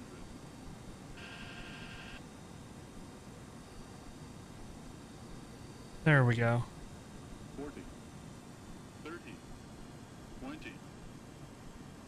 10. Set it down. We're down. Full reverse. 2 in reverse.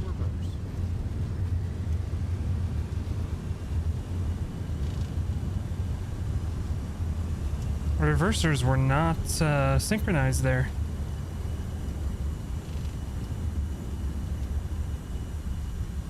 Reverse lights out.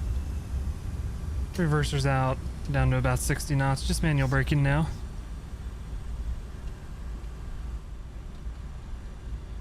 And we'll exit right here and we'll take it to the gate. To the stand. How American of me. I know.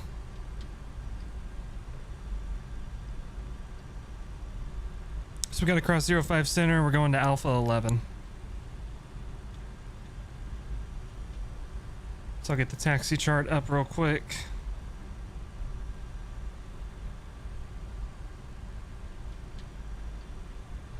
We should be able to cross here just fine. We'll take a look off over that way. We'll make sure nothing's on the approach. Once we get a little bit closer to the runway, we'll make sure there's nobody on the runway when we cross. Speed brakes coming in, flaps coming up. Jump up here and get the APU started.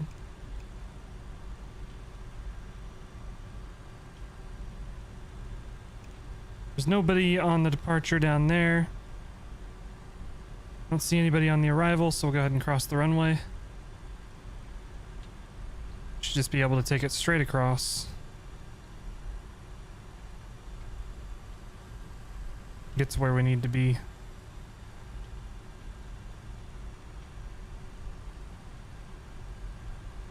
Get our CCAS off. Get our weather radar off. I don't know why it keeps bringing me super close into the panel like that when I'm trying to switch views. We're going to Alpha 11. No follow me. We should just be able to taxi straight in and find our stand up here.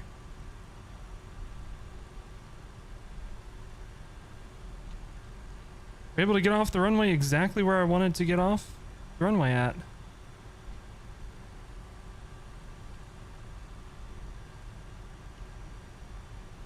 Just gonna follow this taxiway all the way back.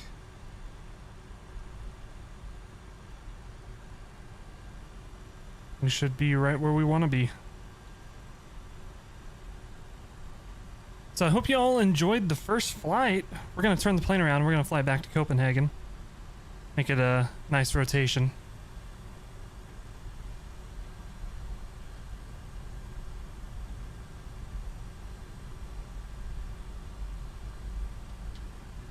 Once we get parked up here.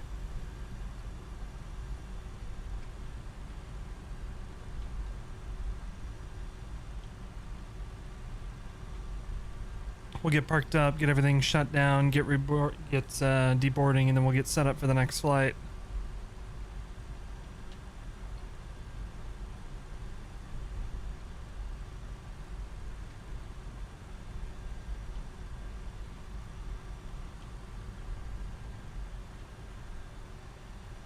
We should be parking this very last one down here. Wonder if we're actually gonna have a marshaller today. I don't see one. Oh, the marshaller's on the marshaller's on the roof. Awesome. Just keep that in mind. I guess that's the German way of doing things. German engineering.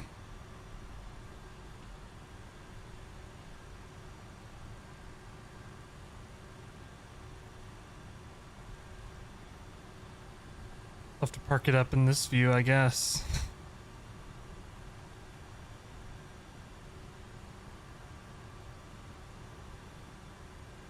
He's on the roof right behind the pole.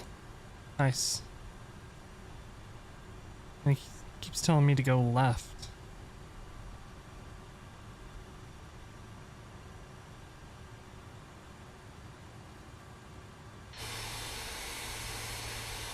We'll park in the outside view.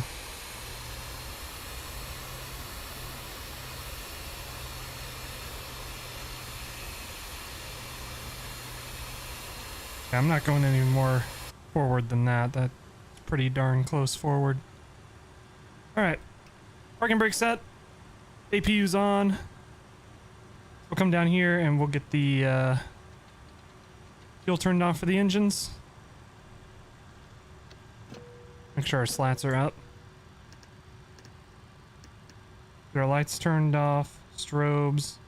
Disarm when you land. They turn off automatically when the wheels are on the ground.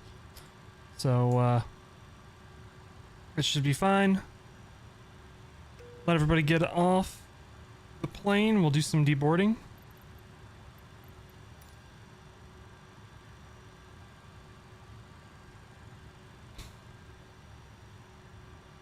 And then we will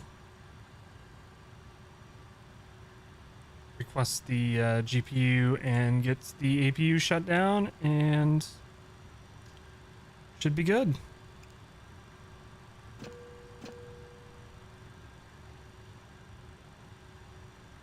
So there we go. Ladies and gentlemen, welcome to a foggy Frankfurt on this this beautiful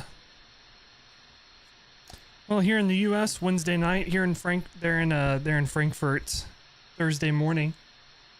Yeah, go ahead and work on getting a couple things set up for the next flight here. Gotta get this done as quick as I can.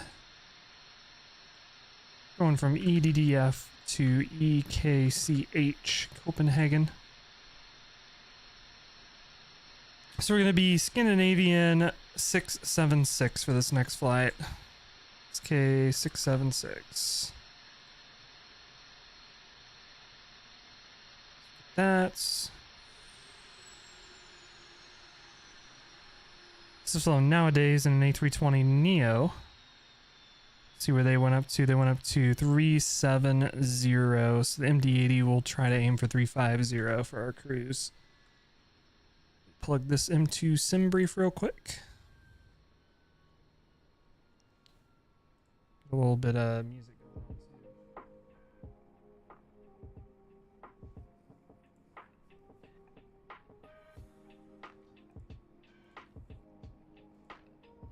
on too. SK676 EDDF to EKCH. We will get the MD-82 Leonardo Mad Dog. We'll add about 30 minutes of safety fuel. That should be good. Runway 7 right. This would be the same runway we landed on. Should be fine. 6-7 right. We'll just leave that as it is so we can get a route and everything.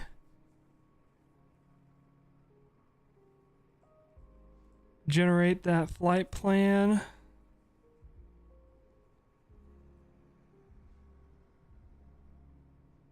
Has us cruising at 330. 330 should be fine. I do need to edit this and aim for a cruise mark 78 and get kilos. There we go.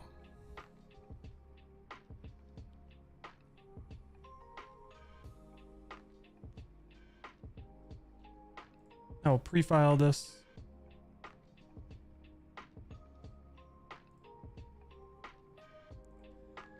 And we'll reconnect to VATSIM.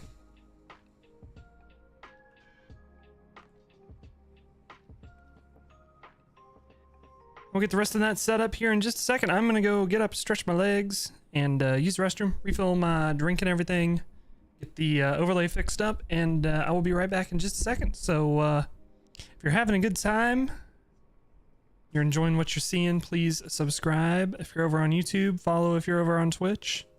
Really helps out. If you're over on YouTube, drop a like if you're enjoying it. And we'll be back in just a second. So sit tight, grab a drink, and we'll be right back.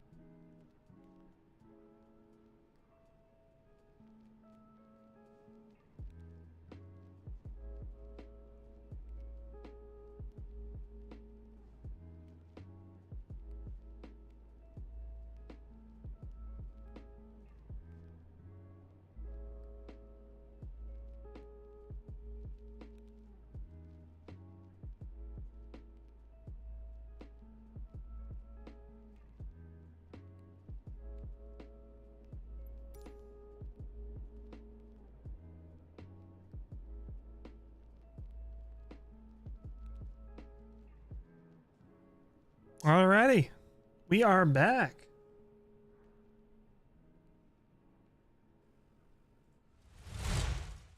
Boom, transition. Hell yeah, that worked. I had to switch over to studio mode to get things edited, so I was hoping that would work. Welcome back, everybody. We're gonna get set up from Frankfurt to Copenhagen, Scandinavian 676 this flight. So we will waste no time getting this thing set up and ready to go. Go into our weight and bounce. And real quick, I forgot to export my flight plan real quick. Download that. Download that. Make sure I put these in the right folder. Bada boom. And bada boom. Awesome. That is good to go. Sweet. We'll grab our load manager real quick. We'll import an OFP and we'll import EDDF EKCH. Pop that in there. Save and sync. We'll make sure everything is good. 10773. C420. See, that works. Our takeoff weight 61337. That works. That works. That works. Everything there is awesome. Sweet. We will have to do some GSX refueling and boarding real quick. Microsoft Flight Simulator for the win. That is a fact, Joven. I want to get a couple X-Plane streams in here and there, but I don't know. For me, at least, Microsoft Flight Simulator has far surpassed X-Plane now. Got back into simulator. I've seen you've been posting screenshots. You've been getting some pretty beautiful shots. I don't have many to brag about. I haven't been finding the good screenshots. But I am pretty proud of my double rainbow. I will admit. I like my double rainbow. But I've seen your screenshots. They are I've seen you've been into it. It's awesome that you're back. You're gonna have to do a pack event with us one of these days. Please come fly with us sometime. All right, we are refueling, right? Make sure it's actually refueling.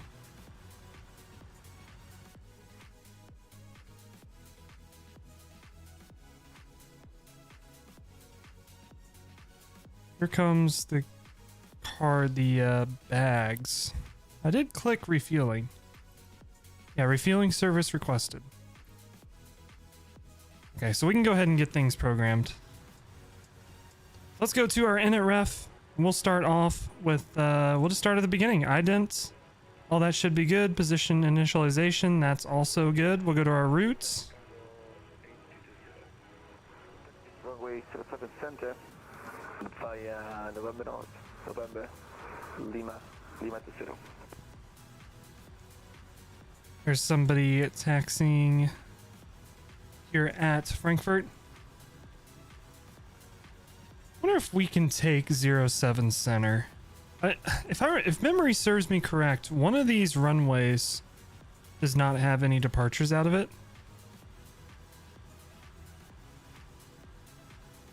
If we can take 07 center, I would prefer to do that. Excuse me. So let's see if we can do that. 07 center. We can't take 07 center. I don't know what I was thinking. You only fly the fly-by-wire and the Phoenix. Dude, I love both of those planes. I think out of the two, my favorite's the Phoenix, just because it's, you know, more in depth. But man, dude, flying the Neo, there's just something about like the way they did the sounds and everything in that plane. It's just so much fun to fly, and both of them feel great to fly. So we can do 07 center. I fly the fly-by-wire the most on stream, just because the Phoenix can get a little rough on the PC every once in a while, you know. The PMDG is very good. I always tell people, right? Every once in a while somebody stops in and they ask what I think of, do I recommend the PMDG or something like that. I always say, I have a lot of bones to pick with PMDG. I don't like PMDG as a company, I'll be honest. However, there's no denying that they make a really damn good product. When it comes to their pricing or the way they run their forums or all that stuff, I don't like the way all that other stuff is run. I don't like that every variant of the 737 is a full priced product. I don't like that. However, the 737 is a very well made product. I will say that. I will also say I'm only buying one version of the 737. I'm not spending $80 on multiple versions. So I have the 737-800. That's the only one I'm buying. Level up 737, please come out so I can fly other 737s.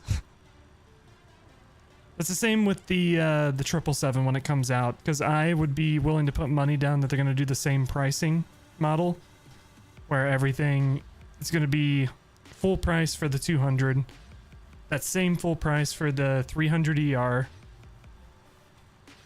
and I'm only going to buy one version of it.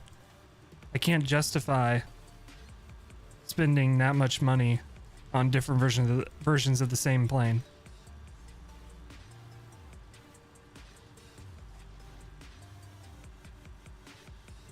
PMDG is a cash grab company. I don't know. I mean, to be fair, from a business sense, they have a system of doing things and it works, so more power to them.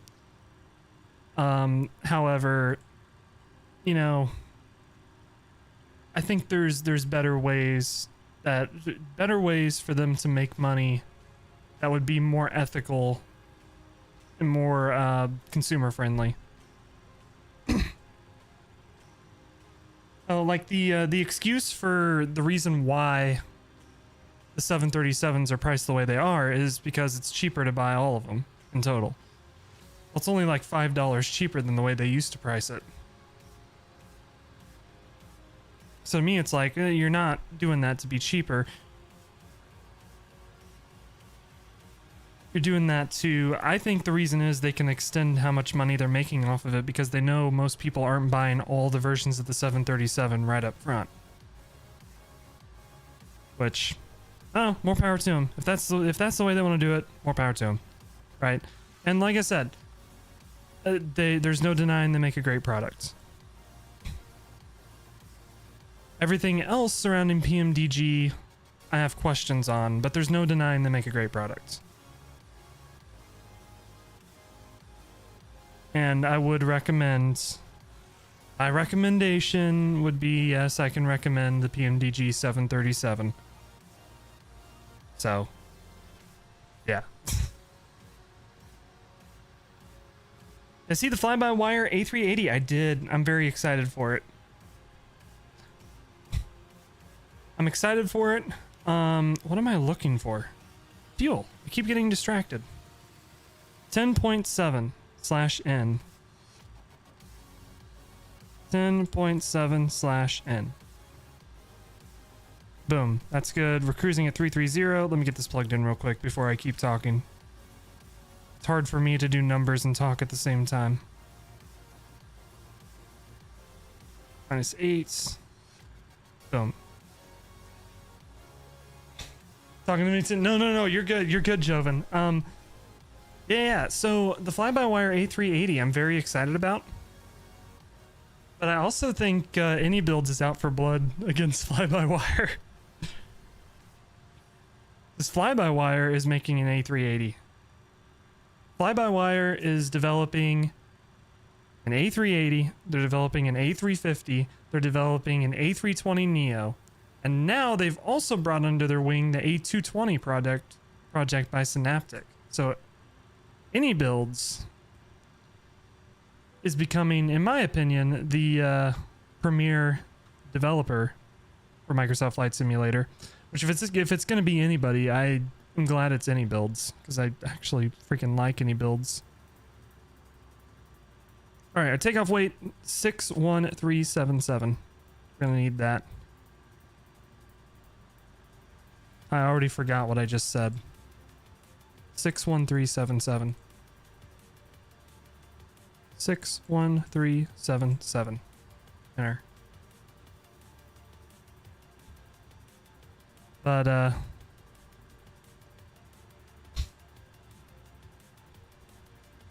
yeah, I agree. Words. I agree with you, Joven.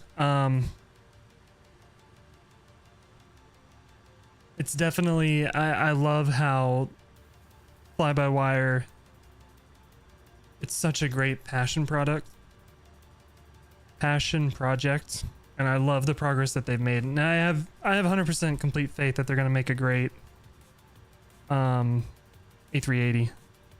I just really hope they beat I really hope they beat any builds so that they actually stand a chance, you know what I mean?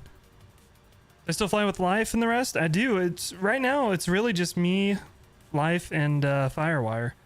Not really anybody else that's flying at the moment. But yeah, every Saturday.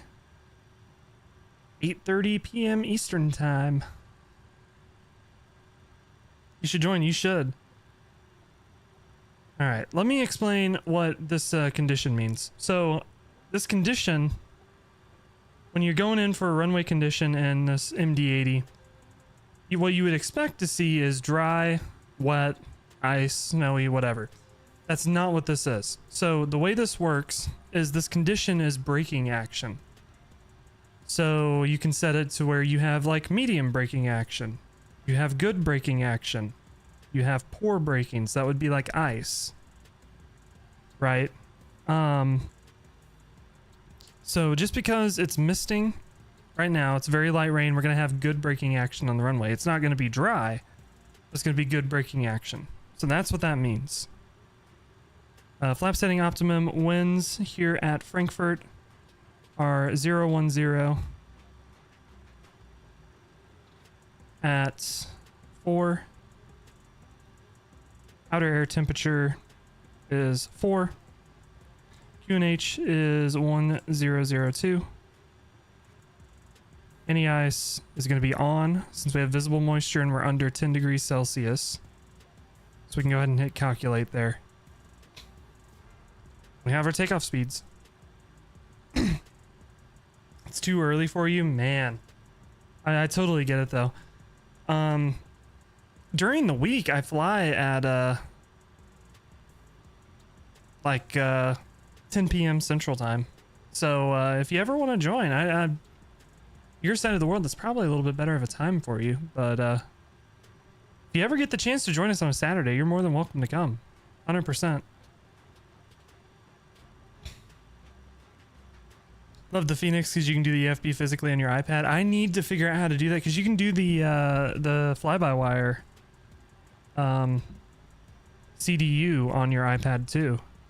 I haven't figured out how to do that. I know you can do the Phoenix EFB on your iPad. You can do the fly-by-wire FMC CDU on your iPad, MCDU. It's really cool that that's a thing. I just wish somebody would come up with the one-size-fits-all solutions for every plane, you know? Alright, so we got flaps 2 for takeoff. So we'll come down here to the select a flap. We'll select flaps 2. Then we'll need to select flaps 2 for our trim. And then our CG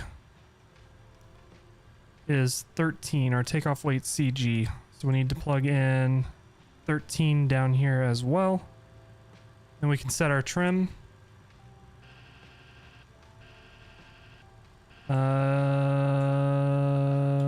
We cannot set our trim. I think we need to turn off our hydraulic pumps.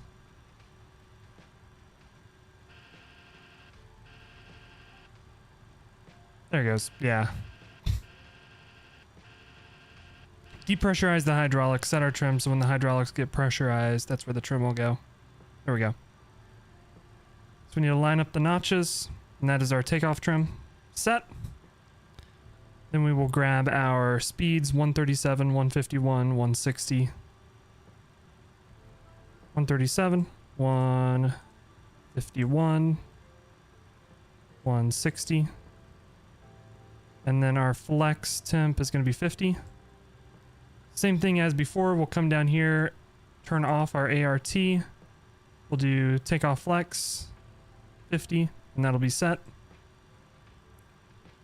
With the Phoenix, it's easy. You just scan the QR code. I'm gonna have to try that. The next time we fly the Phoenix, I'm gonna try that. Because I've always seen that QR code. I've just never given it a try, but I want to try that.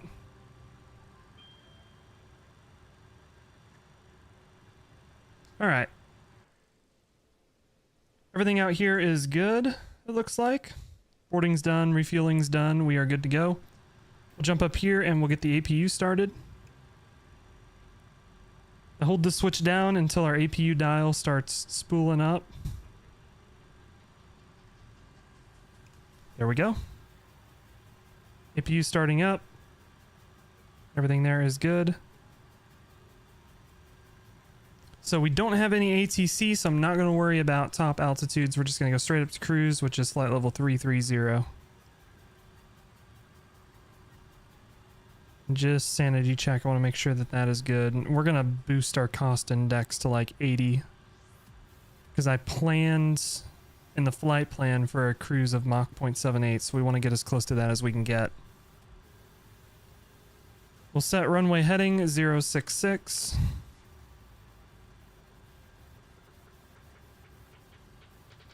And then we'll set our speed to 250 knots. That should be good. Our QNH is already set.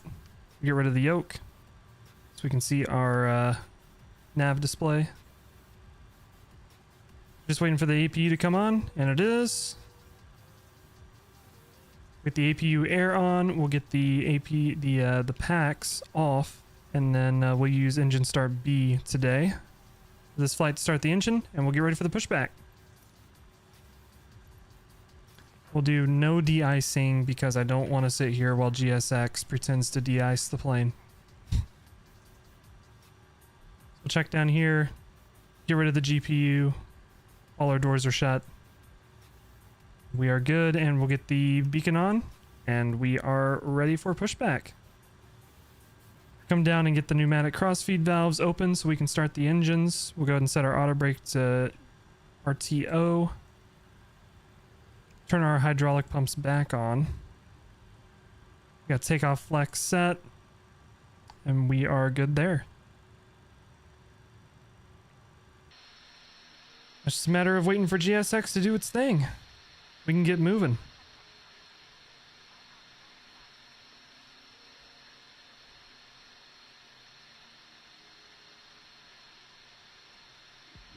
Have I tried the Horizon 787? It is one of my favorites. I absolutely adore that plane. I love the Horizon 787. The work that they've done on it is just fantastic. This is the last time I flew it. I flew it on a long haul overnight with Air Europa. But the work they have done on that plane is just absolutely fantastic.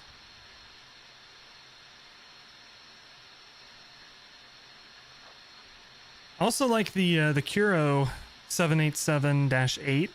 It's kind of a fun plane to fly, but the installation for it's kind of a faff. I was gonna install it again, but then what is this stupid view it keeps going to? I hate that. All right, we want nose to the left, tail to the right. I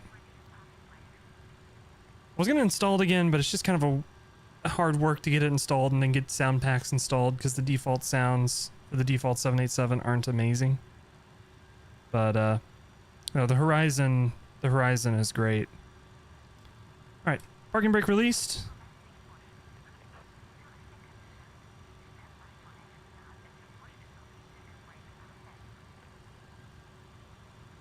And we'll go ahead and start the ride engine. Start valve open. And we'll look for, want to get above 20% before we introduce fuel.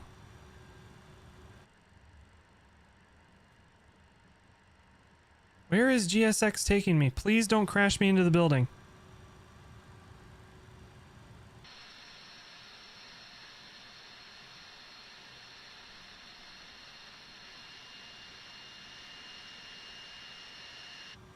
Jesus.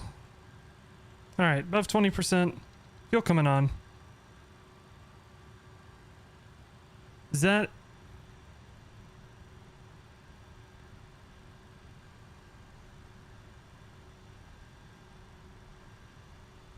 Okay, I don't trust this at all. Stop here. Complete the pushback. We're gonna power back. We'll do the MD-80 thing. Alright, engine started up. Start valve off. We'll start the left engine.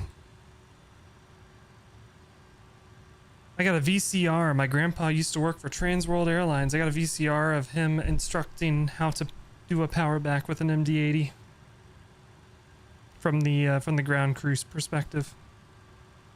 I do not trust GSX to not crash me into a building, so crash detection should be disabled. I don't even remember if there's an option to disable it in MSFS.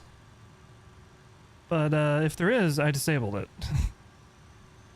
But with the any builds, it just randomly crashed all the time, so I'm not going to screw around with it.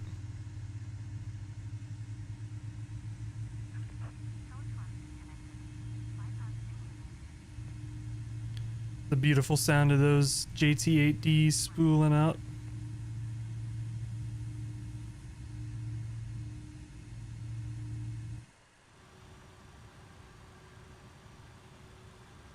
Alright.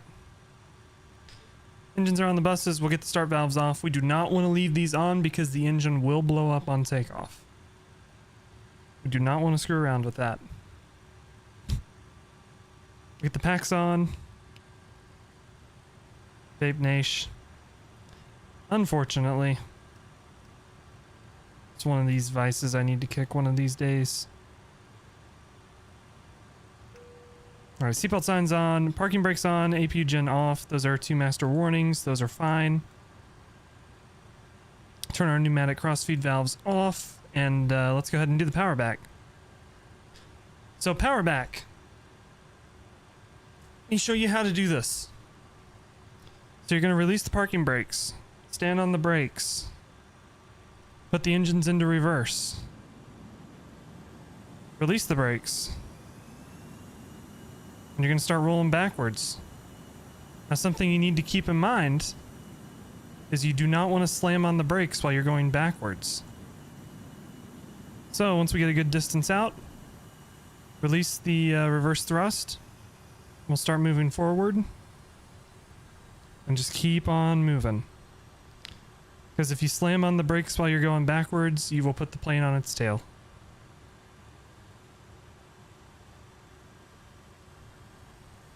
They actually do this IRL. They used to. It's no longer... it's banned IRL now. But it used to be something that they actually used to do. You can find a YouTube video of it. But airliners that have the engines on the wings cannot do it. The only reason the MD-80 can do it is because the engines are mounted on the tail, so they won't suck things into the engine off the ramp. They're mounted high enough up. The MD-80 and the 727 were the only planes that were rated to do it. Alright. Now we're set up and good to go. We have our ART is off. We have flex. Everything is good. We can go ahead and set our flaps for departure. So we get slats extended. Flaps 2 set. And we have ART in op, which we know. APU gen is off, which we know because the APU is now turning off. We have our bleeds on, so we're good. We can go ahead and taxi. We can taxi to runway 7 center, 07 center. We're going to take Lima to Lima 21. Or Lima 20, Lima 21, so that's where we want to be going. And this guy is pushing back. Is not yielding, which is lovely. It's fine. Everything's fine. Oh, Lufthansa 787? Does Lufthansa even fly the 787? I thought they only flew A350s.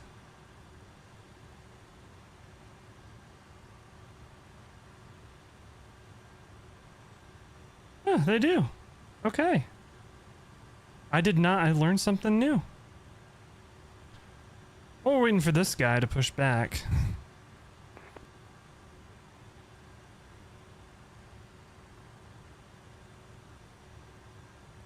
Let's see. MD-80 back.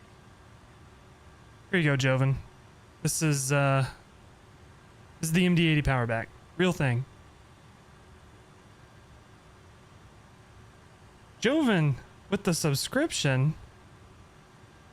I appreciate you, man. Thank you so much. The alerts are still not working and I don't know why. But I wish they were. Man, I appreciate you so much. You did not have to do that. And I appreciate it. Thank you so much. Here is the MD-80 power back. For you. So they're at the gate. Put it into reverse thrust. The plane will back up. And they'll have a marshaller at the front of the plane. It's the same, it's the opposite of when they're flagging you in. I believe my grandpa, in the tutorial video, it was this kind of motion for backing up. So, got the wing walkers, everything like that.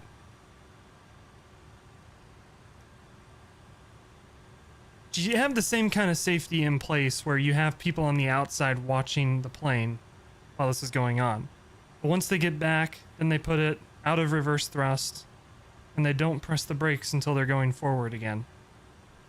So probably what you'll see is they'll start rolling forward and they'll just turn and start taxiing. Yep. So that's what the power back procedure was all about. It's no longer allowed anymore. And there's also not a lot of planes that can do it anyway. But how's the power back procedure? Look at that. After that video, we can go ahead and taxi.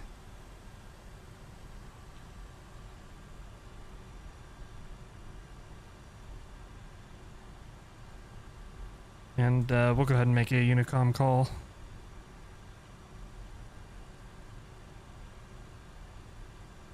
Frankfurt traffic, Scandinavian 676, taxiing runway 07 center via November 5, Lima 20.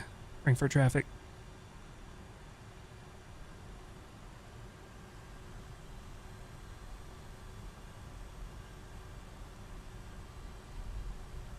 Here we go. Look at that 787 reversing on its own. Dude, I had no idea that Lufthansa operated 787s. I legit did not know that. You learn new things every single day. I don't know how I didn't know that. Got our runway turnoffs on as well since it's a little dark. Be cool if pushback trucks were modeled in VATSIM. If only, man. Look, I like VATSIM a lot. But there are some small things that I wish they would do. Like I wish the light simulation was better. You know, like actually picking up what lights are on and everything like that. Like POSCON.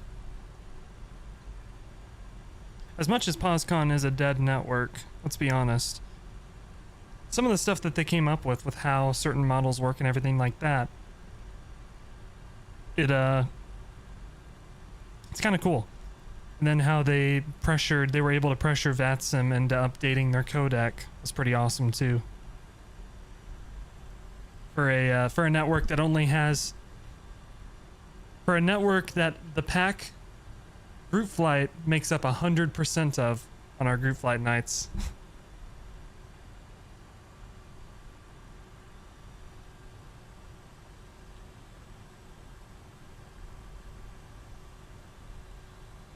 Rarely fly on VATSIM now because most of the time you're quite busy to do ATC. You just want to take off and land. That's totally fair. That's totally fair. I always fly on stream on VATSIM unless it's Saturday when we do POSCON, but I don't ATC chase. So like a lot of the places that will fly, if it's not Western United States at the time that I'm streaming, there's usually not ATC. But there's a lot of the times when I'm not flying on stream, I just don't want to deal with ATC, so I don't fly on VATSIM, or I fly on POSCON or whatever. Don't like it if it's actually busy. Sometimes VATSIM busy can get really annoying. Bryce over on YouTube. Hey, how's it going, man? Popping in to say hi. How's it going? It's going pretty good. We're on our second leg of our flight, our return flight from Frankfurt, going up to Copenhagen in the beautiful FlyTheMaddog MD-80.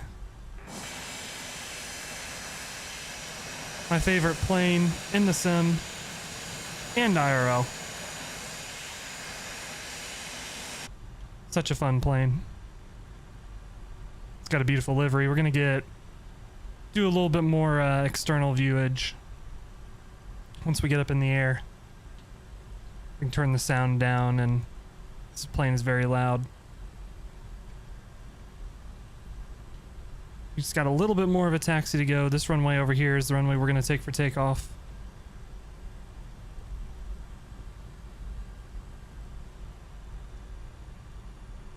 Taxiing down, let's go ahead and get our anti-ice on, so we'll get our engine. And then we'll get our airfoil since there's visible moisture. And we're below 10 degrees Celsius external temperature. Our anti-ice is good to go, and we have that plan for our takeoff calculation, so we should be good. Master caution. Airfoil ice pressure abnormal. Is that something I need to be worried about?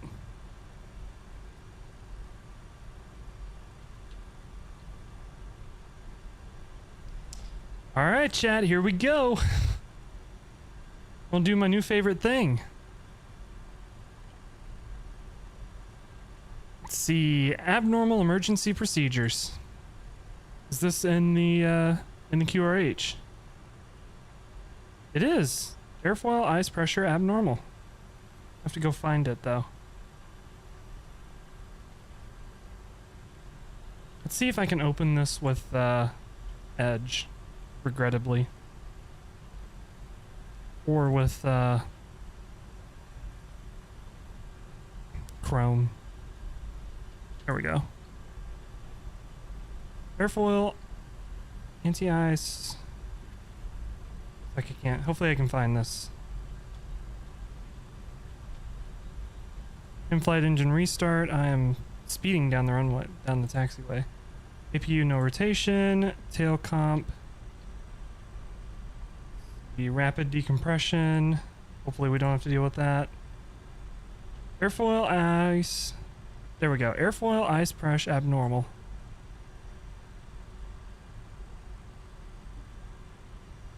Okay. So we'll kind of work through this. Pneumatic crossfeed valve levers, we'll make sure those are off. They're closed, which is what we want. APU air switch, we'll make sure that is off, which it is. Make sure our supply is on that.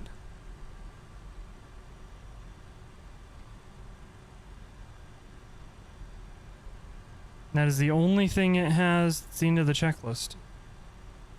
We still have the caution.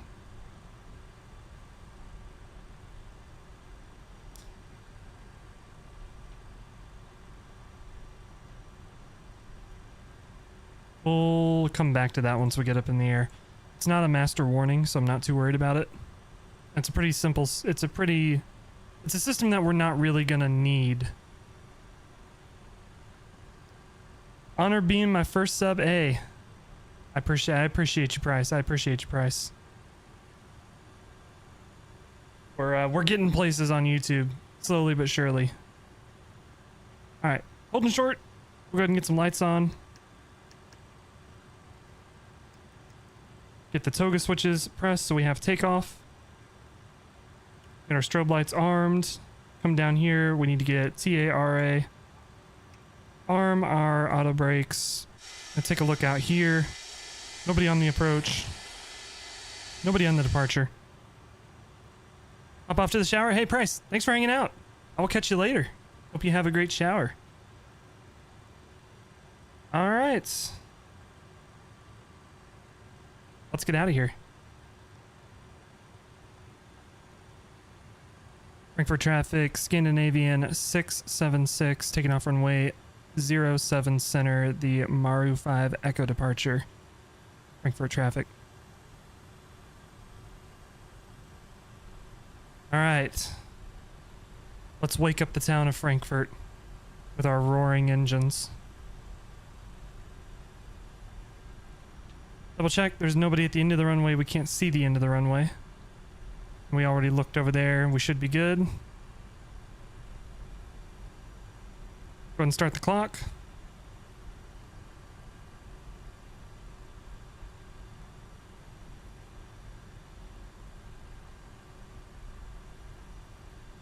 Get lined up. Stand on the brakes. Throttle's 50%. Stand up the throttles. We're looking for between 1.3 and 1.4 EPR. There we go. Stable. And toga. Oh, spoilers. Takeoff thrust set. There we go. Spoilers are good. Something I do like about the MD-80, if you mess up, it will tell you.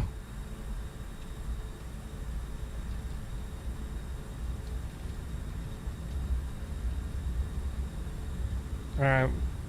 We know about the master cautions. I did not reset my speeds. It's 80 knots.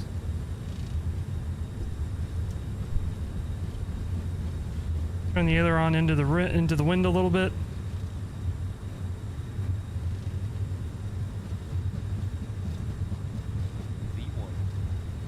V1, continue. There's a rotation.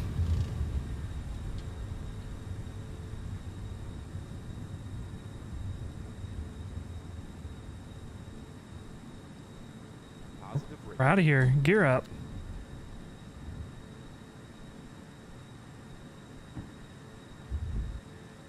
We'll fly the flight director for takeoff. Good morning, Frankfurt. Hope you're awake from your nap. If you weren't awake, now you are. JT8Ds are not something they've heard in a while.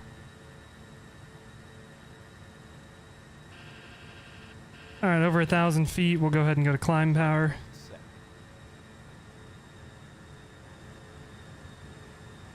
We'll work on accelerating a little bit. Trim the plane out. We're going to go ahead and make our left turn. I forgot to click us over to nav.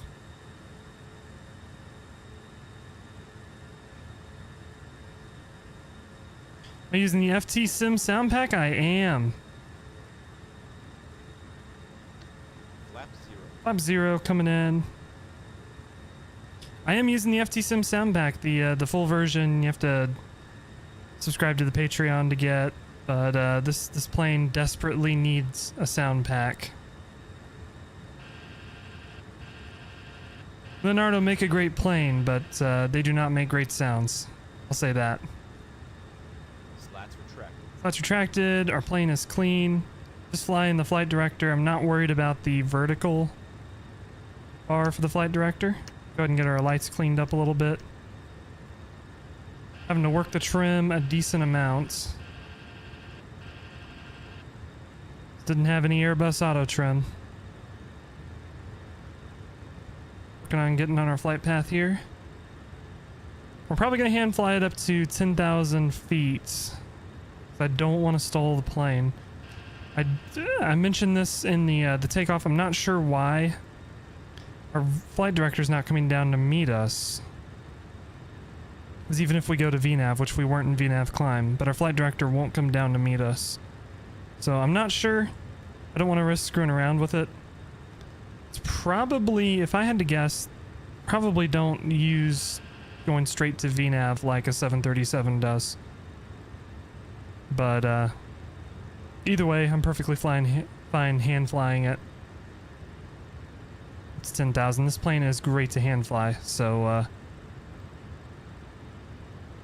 there's no complaints from me for having to hand fly a little bit. We are well on our departure.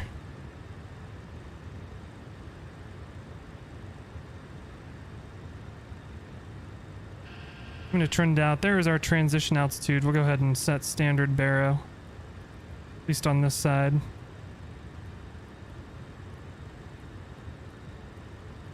(1013) is set. We'll check our master caution. Airfoil ice pressure abnormal. Once we get on the autopilot, I actually want to try to troubleshoot that and see if we can fix it. Honestly, if this was IRL and I was flying this flight, of course I'm not a real pilot, but what I would do is I would just turn the airfoil ice off because we really don't need it per se at the moment. Especially now we're at 10 degrees Celsius ram air temperature and we're not in any visible moisture. So it doesn't need to be on, but I want to try to challenge myself and see if we can troubleshoot it. And see why we're getting that error, that caution.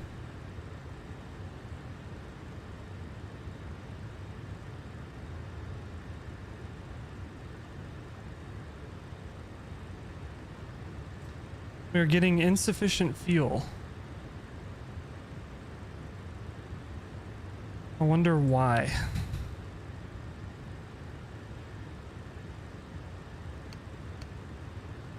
Because our center pumps aren't on?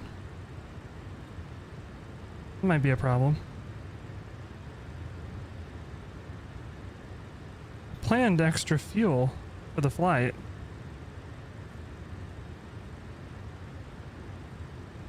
So we'll have to troubleshoot that as well. I think there's probably an issue with our flight plan in the FMC.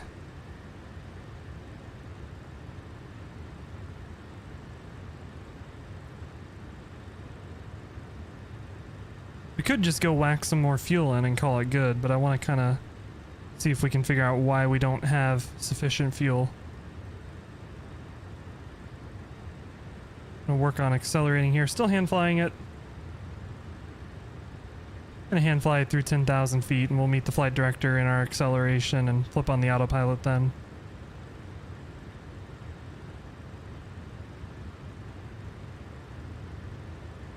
My guess with the insufficient fuel would be the only thing I can think of that's not a disco in the flight plan is if I setting the cost index higher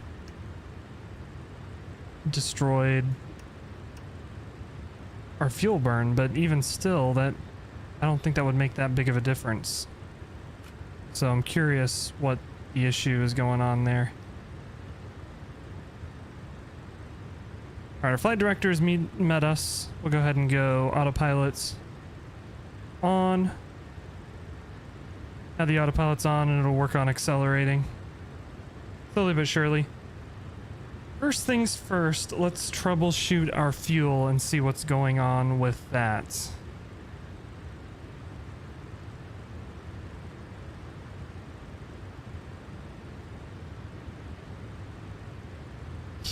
I think I found the problem. See how our distance to Copenhagen is 3,000 nautical miles. I think I know what the problem is. I think we have a waypoint that's wrong. So what we'll do is we'll pull up our OFP and we'll take a look at our waypoints. And to be fair, I was talking while I was putting in the waypoints, so that might be what's going on. But we'll pop over here, we'll go to our plan page, and we'll step through our waypoints. And we'll see if we can figure out what is wrong.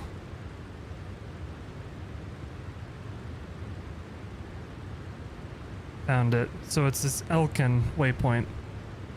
And that's what it is. I put in Elkin. And it's Elkim. So that's the problem with our fuel. So we'll jump down here. We want to delete Elkin. Then we'll put in Elkim.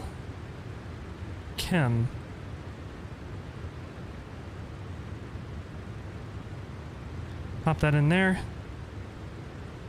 We will get rid of our discontinuity. We'll execute that. We look at our fuel calculations. Now we're going to have 7.2 tons when we make it to Copenhagen. We should be good. And we'll double check and make sure, going through our waypoints, that everything else is fine. So we'll step through. We have the start of our arrival. And there we go. So now we're good. Fuel problem is solved. Now, I want to try to troubleshoot this airfoil ice pressure abnormal. So I'm looking at is this abnormal emergency procedures document that comes with the FlyTheMaddog MD-80. And the first thing we did, we made sure that we're actually starting where we want to be. Airfoil ice pressure abnormal enunciation. That's what we have. So on the ground, we made sure the pneumatic crossfeed valve levers were closed, and they are.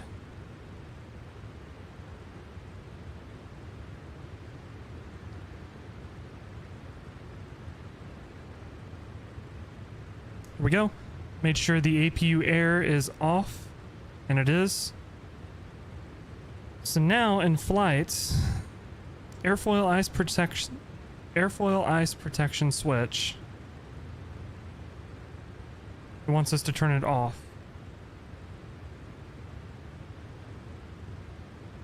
Oh, if the switch is off. Okay, if the switch is on, pneumatic cross-feed valve levers check open. So now we'll open these. And that's what the problem was. Why is our speed brake extended? There we go. So that's what the problem is. So we need to make sure when we're using that, the pneumatic crossfeed valve levers are open when we're using de-icing. I didn't know that.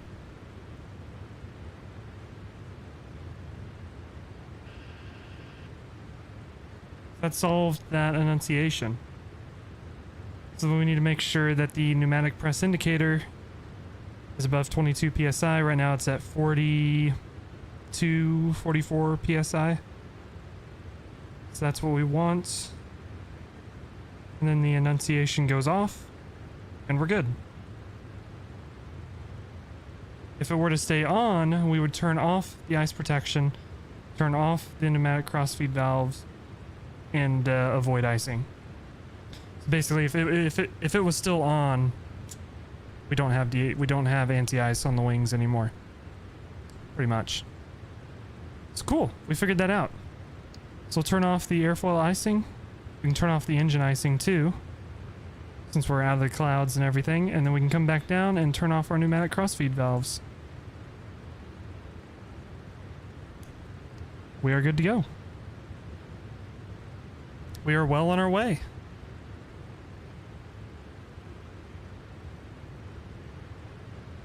That was kind of fun. Troubleshooting that? That was a pretty simple one, but I had a good time.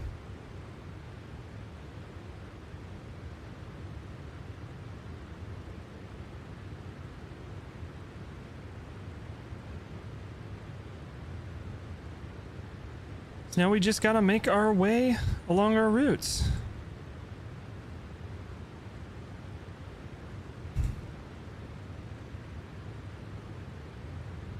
Ah, shoot, I didn't complete the flight. Dang it. Flight planning, load sim brief.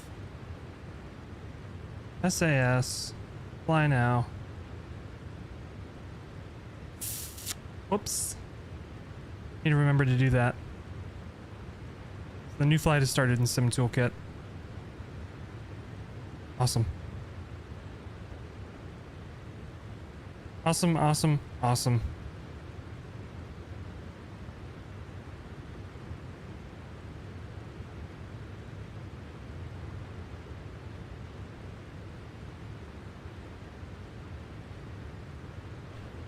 We can come over here and check we're on standard pressure, which we are.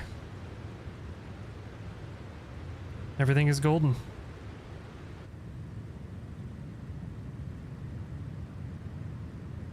High above Germany.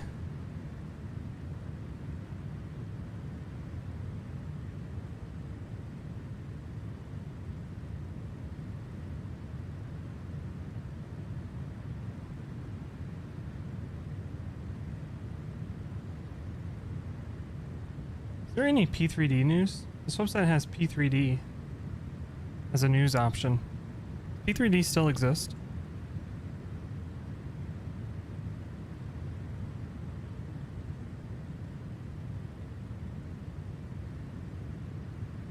$2022 was the last time they've updated this. Nice.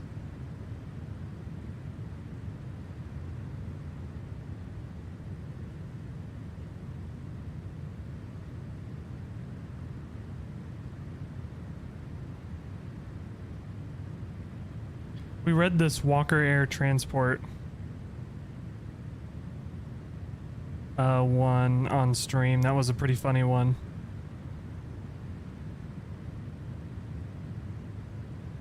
Papa Tango. Today we explore the story of Papa Tango, one of Flight Sim's most infamous early payware developers. Watched a series of illegal maneuvers and intimidation tactics that sparked a battle between flight simmers and American Airlines. Oh god. Battle which threatened to undermine the open nature of add-ons and reshape the future of simming. This is going to be golden. Flight simulation is not unique in the gaming world for having a robust modding community. Blah blah blah blah blah. Flight sim add-ons are roughly divided into payware and freeware. Microsoft and other flight sim developers actively encourage the development of both payware and freeware add-ons and include tools with their simulators to aid with their development. All of this is of course done in the name of realism. High quality add-ons based on real-world aircraft and locations increase the immersion for the virtual pilot. The modern state is taken for granted by players who have come to rely on a wide variety of aircraft livery, scenery, and more available online. Thanks to the open nature of flight sim modding and development, there's a very low barrier to entry, and anyone dedicated enough can drop a few 3D models on the ground at their local airport, try their hand at creating a new aircraft from scratch. Okay. In the late 90s, Internet Comments was still in its infancy.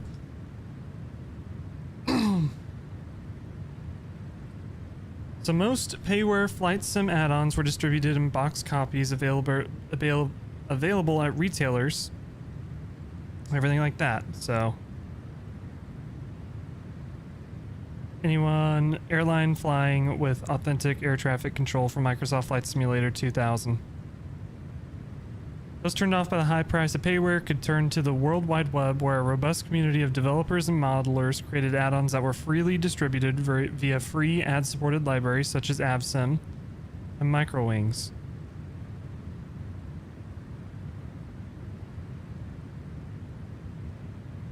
In many cases, payware and freeware coexisted in a peaceful, symbiotic relationship. It was a common practice for payware developers to pay large licensing fees to aircraft manufacturers and airlines for the use of their trademarks.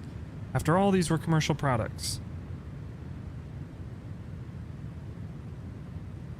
Although commercial use of trademark clearly required the approval of the rights holder, publishing free add-ons was generally considered fair game, at the very least a legal gray area. While making a high-quality plane for a flight sim was a difficult undertaking, creating a new texture for one was relatively straightforward, so it didn't take long for most payware-developed aircraft to have dozens or even hundreds of free repaints available for every conceivable airline. So, purchase the legally licensed plane, download the definitely not commercial repaint, everyone is happy. Honestly, it sounds like what we do. We buy like the PMDG 737 and then we download repaints for it.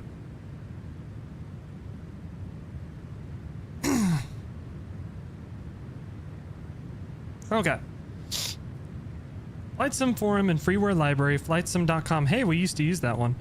Had for some time hosted a collection of models and textures of various aircraft on their website for use in FlightSim. This, of course, included large airlines such as American Airlines. That is, until August 1999, when the site received a letter from Dallas law firm Gardier and Wine, which represented the airline. The letter warned that FlightSim.com's unauthorized use of Americans' trademarks creates an incorrect perception that there is an association between you and American Airlines. They contacted the firm. Over the course of the conversation, it became clear American Airlines was making an effort to scrub all unauthorized use of its trademarks on the internet. This meant that every aircraft published with a livery from American Airlines, American Eagle, TWA, and others had to be removed from the website. Oof. Negotiate a blanket license. The use of freeware. Unfortunately, Equity Management told them American Airlines had already entered into an exclusive agreement with an unnamed software developer who had licensed Americans' trademarks. The backlash against American Airlines was growing on the various FlightSim forums, while speculation ran wild. Okay. I see where this is going.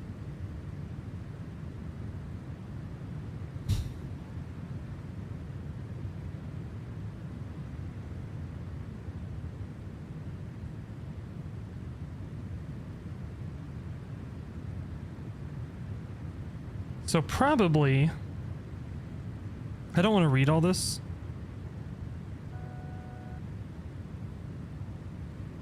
Papa Tango. Aircraft, scenery, flight plans based on Lada Airlines. The product proved popular. Fans, second collaboration was released. Take the flight seat of a Lada CRJ 100. Papa Tango's approach of licensing real airlines assets for use in FlightSim appeared to be paying off. It was only logical for the developer to continue to cultivate. They signed deals with other groups such as British Airways, American Airlines, and the One World Alliance. Soon enough, Papa Tango would become famous within the FlightSim community for their license agreements, although probably not in the way anyone hoped.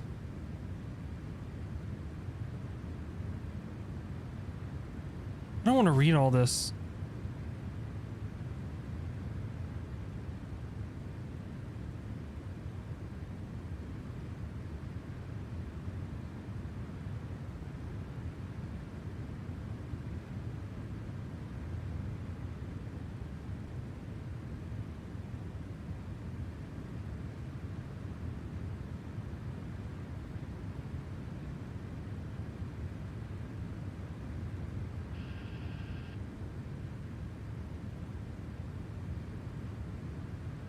I benefit the community Papa Tango Limited, who will join its licensors to take action against any commercial party seeking to exploit any freeware without permission.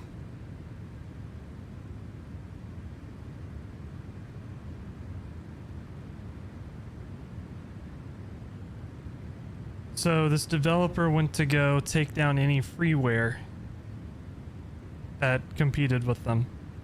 Okay.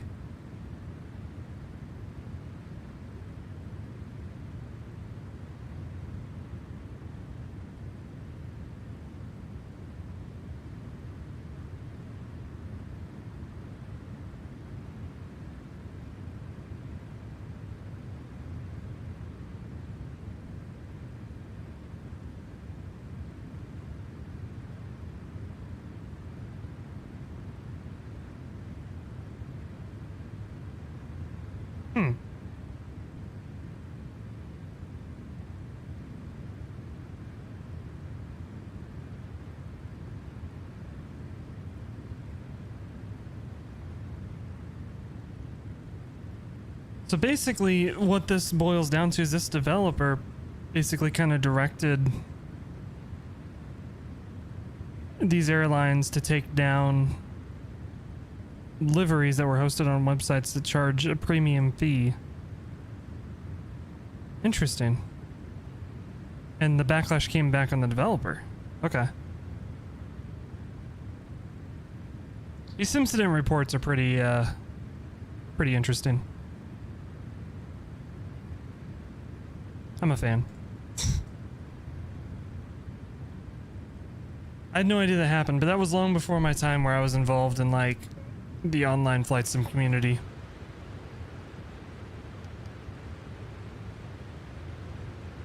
It was long before I was taking part in internet flight simming.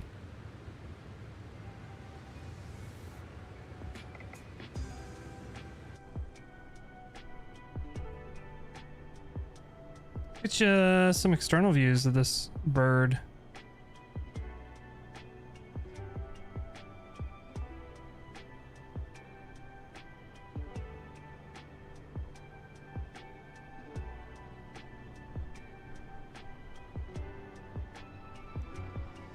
Still working with this drone camera using keyboard and mouse.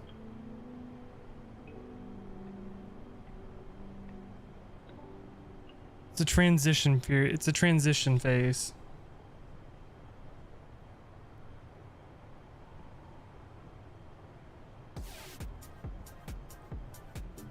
The heck is this? I want something more chill. I don't want super upbeat dubstep.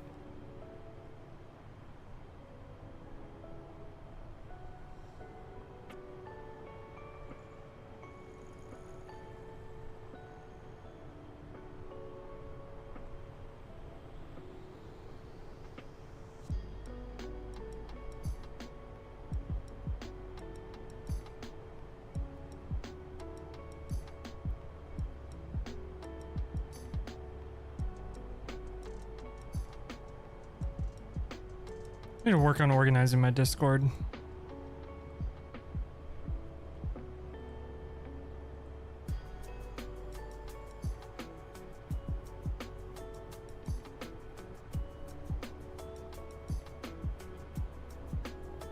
Dude's messaging me, asking me to file my flight plan. Brother. Oh, my flight plan isn't filed. I thought I pre-filed.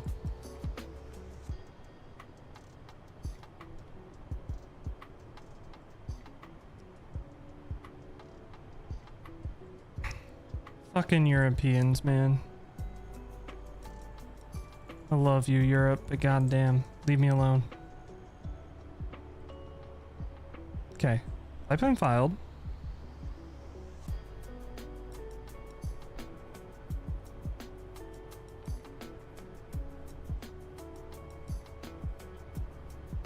(676). Oh, I see what happened. SAS 676. Yep, I see what happened. Boom. Interesting. That is spooky.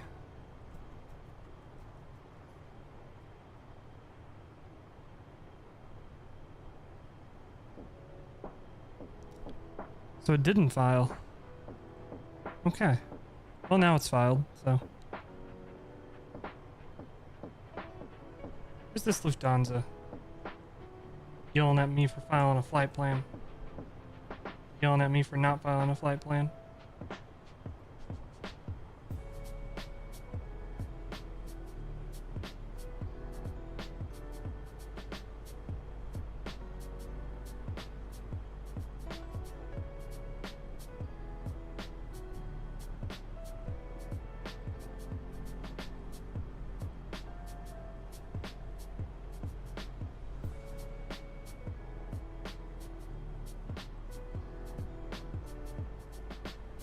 Better be a sup. Because if he's not, I'm gonna have questions of why the hell he's getting on to me about it.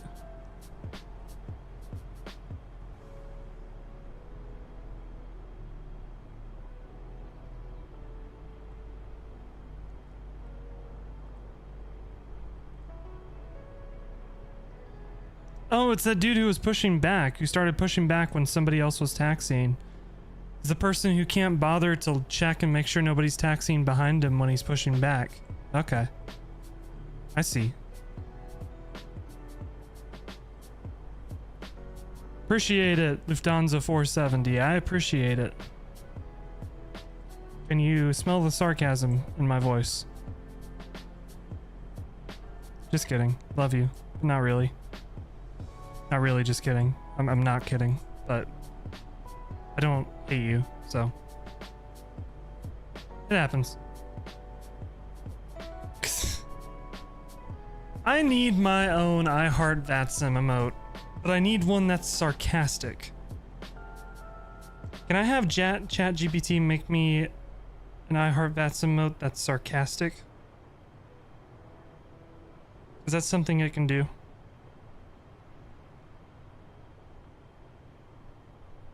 Because Chewy has the I Heart VATSIM. But I feel like that's more of a, like, a VATSIM's going great type emote. I want one for VATSIM makes me want to strangle the next person that walks in the room emote. I haven't seen one of those.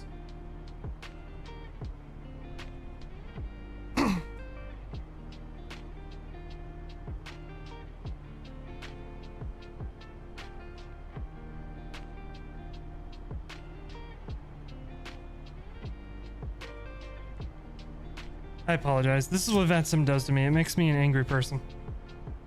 But I love it so much. I love VATSIM.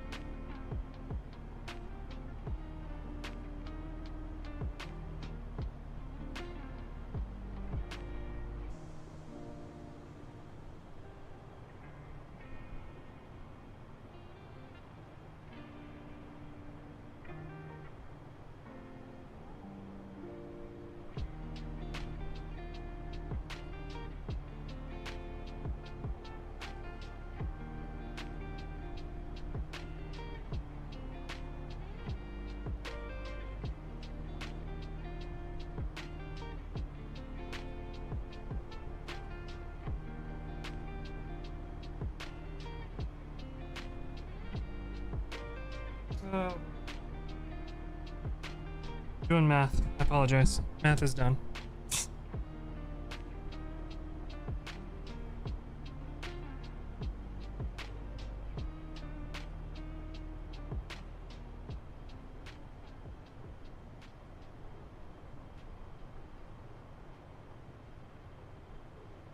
Okay.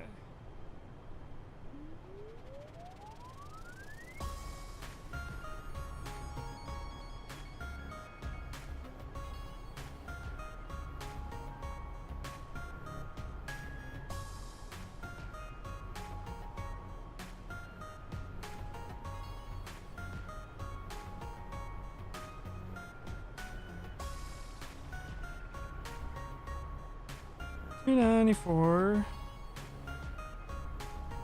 1 second. Just getting situated with something real quick.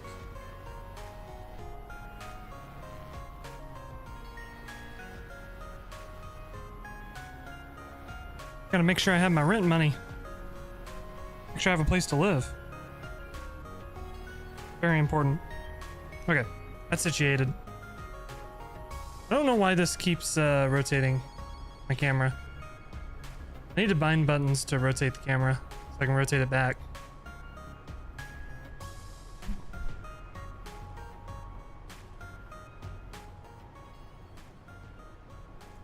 Might be helpful. Let's jump inside real quick. See how our flight's going.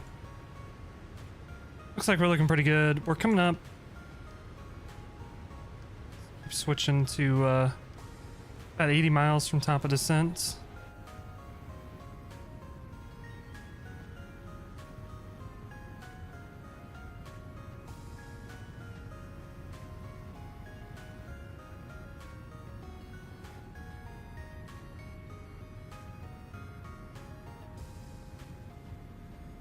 Euro West services are on. Well, damn! If we would have flown, I wanted to fly. One of the places I was looking at flying was Bilbao. So if we had gone there, we might actually have ATC. At least in cruise. But that's alright.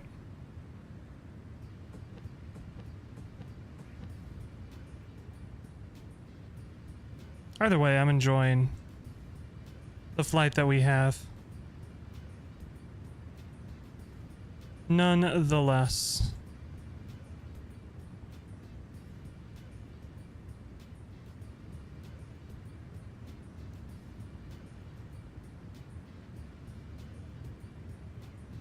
The ATC on in the US. SoCal is lit up. Good lord. LA. And Minneapolis is on too. Looks like there's a group flight off to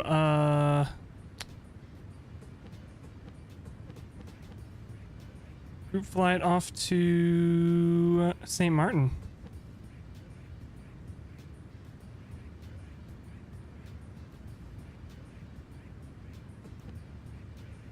It's pretty fun. Looks pretty fun. I wonder who it is.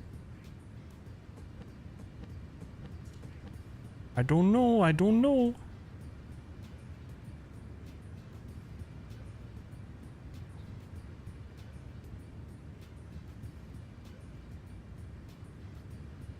Looking forward to the day. I need to get a ETA plugged in. I apologize. I'll be landing 1520 Zulu. Right now it is 1500, so about 20 minutes. Say 25 minutes from now. So be 0540, we'll say. We'll give ourselves 10 extra minutes. 0540.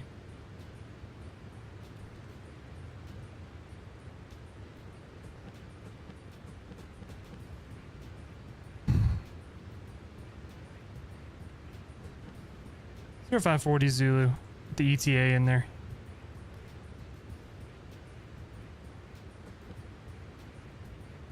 Play with our GoPro view for a little bit.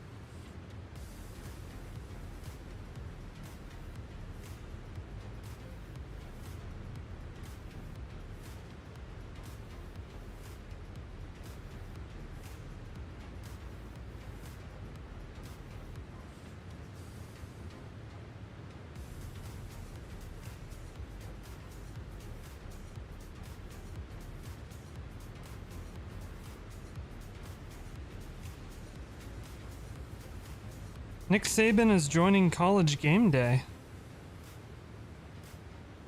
Really?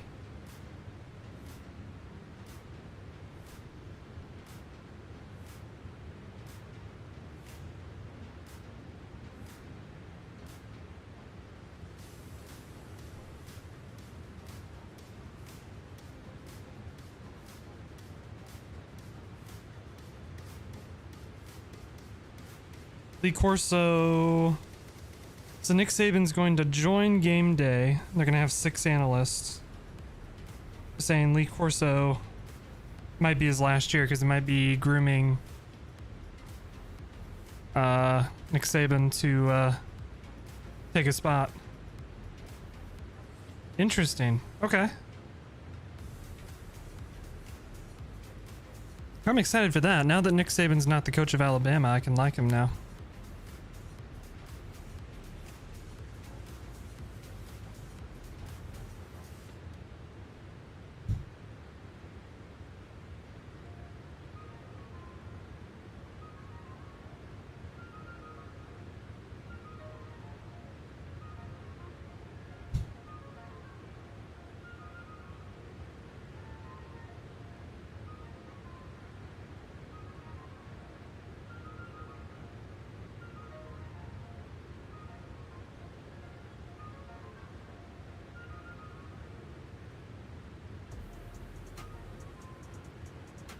Okay.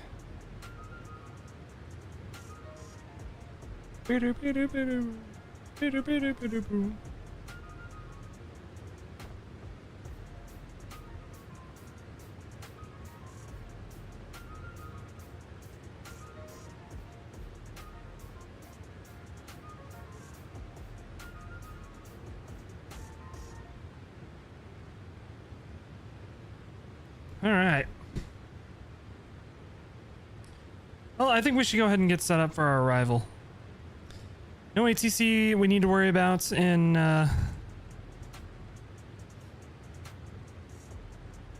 Copenhagen.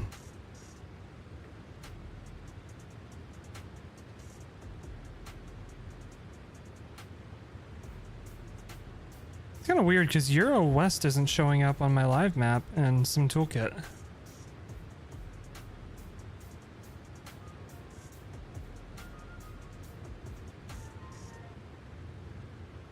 But either way, no ATC in Copenhagen, so we can go ahead and get set up for our arrival a little early.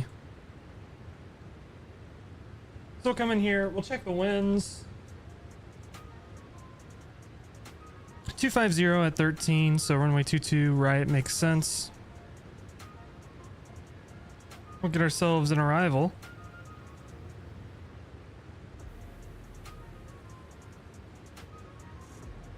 We can do an RNAV. We could do ILS. I don't want to try a RNAV. This is the RNAV from Adobe. We'll plug that in and get that set up. Alright, so we'll go to a rival RNAV runway 22 right. Yep. RNAV runway 22 right from Adobe. We'll take the Mona 3 Alpha. That plugged in. Then we need to go into our routes. And then from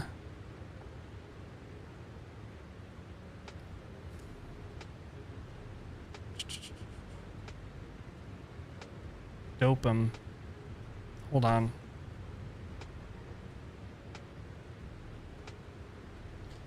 We have plugged in the wrong arrival. Good job. Mona 3 Charlie arrival. Get that plugged in. So now we got Adobe. We'll take this Adobe, pop it up there. And now we are good to go. So now we should have an accurate top of descent into Copenhagen. Coming up in just about 30 nautical miles. So we will plug in our airport elevation real quick.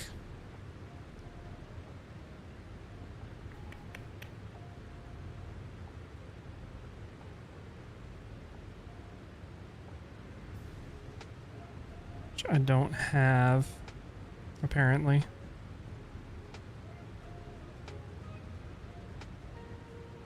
Why don't I have the chart?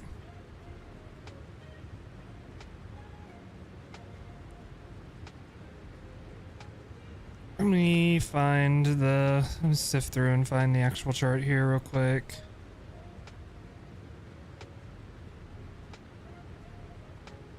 So we plugged in RNAV 22 right, but there's no RNAV 22 right chart.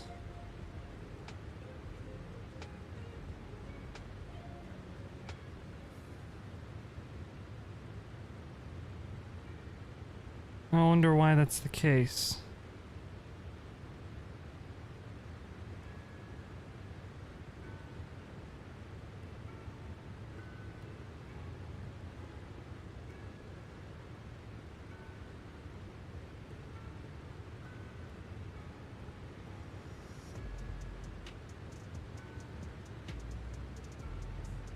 Airport elevation is 17, so we're going to set our bottom altitude to 100.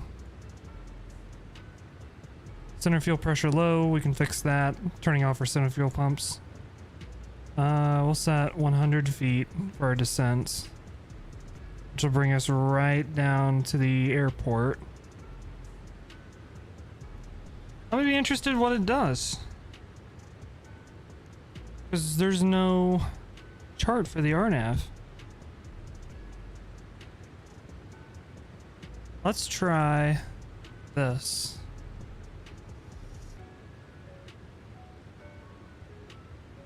Airport charts. Copenhagen Catstrip. So we want to look for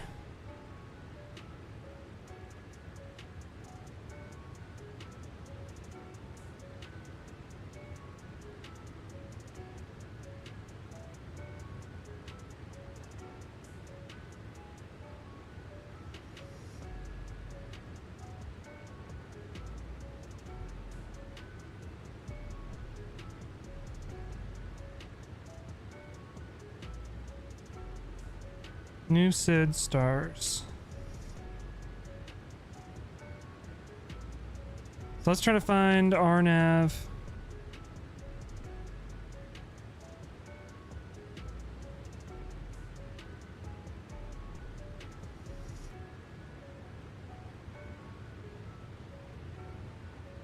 Can't see what this chart is. Instrument approach.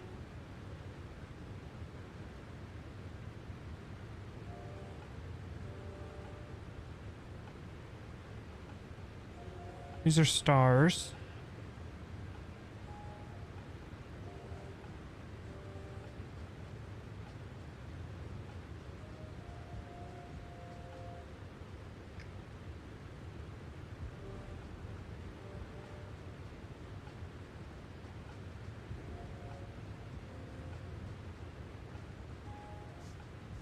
RNAV SID runway 22 right.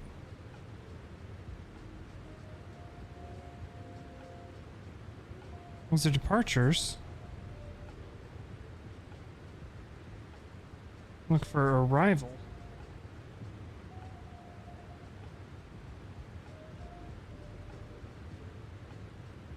Instrument approach. Non-precision.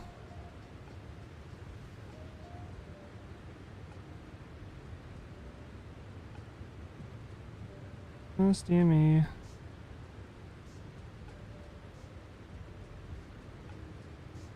Okay, so we'll use the minimums for the ILS then.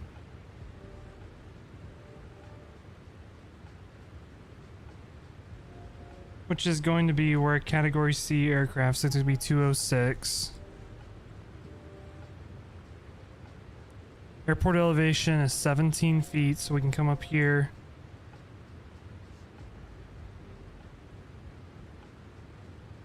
Put that in, and our QNH in Copenhagen is 090908. So we have our pressurization set. There's something I am interested in. Let's look at this briefing. Star holding frequencies for arrivals. Arrival taxi.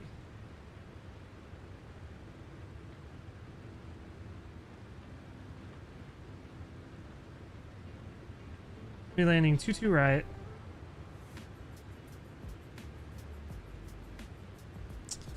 Jesus. On.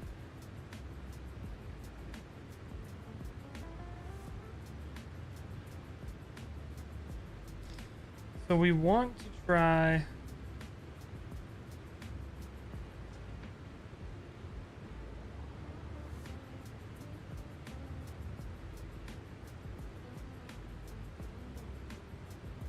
expect an ILS approach. Visual approaches to be offered. Advise ATIS, contact. Only use strong crosswinds.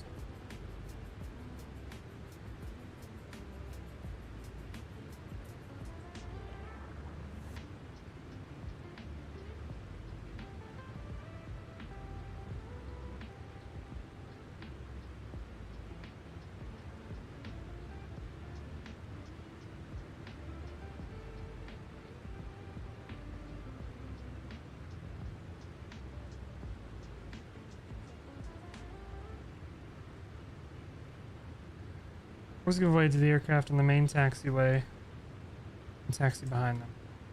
So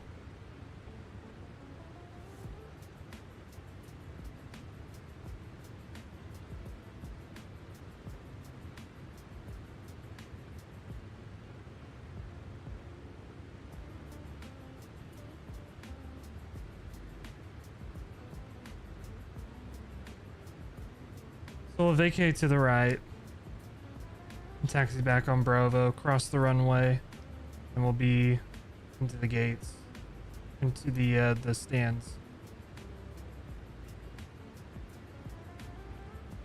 Come across on Bravo, and we're going to be going to stand. This is useful stuff.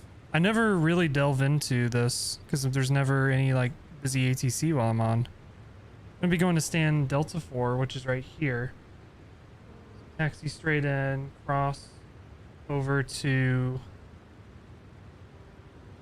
Victor Sierra, taxi up to Delta 4. Please standalone guide for parking is located at the end of the document under Appendix 1.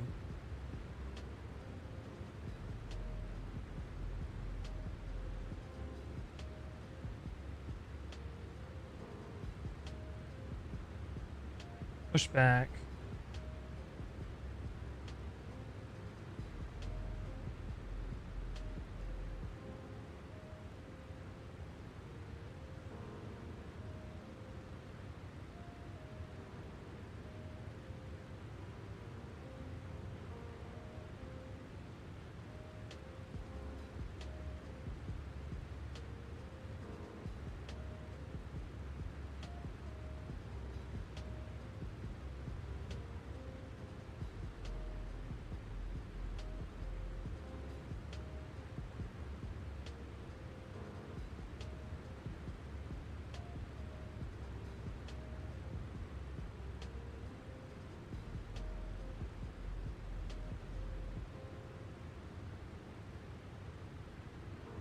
Okay.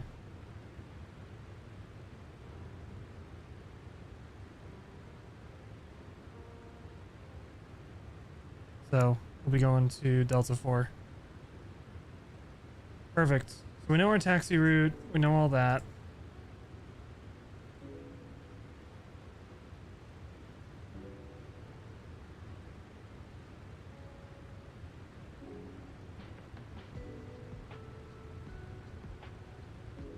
Standard taxi routes. So across a Bravo, take Victor Sierra to our stand, which is the important thing.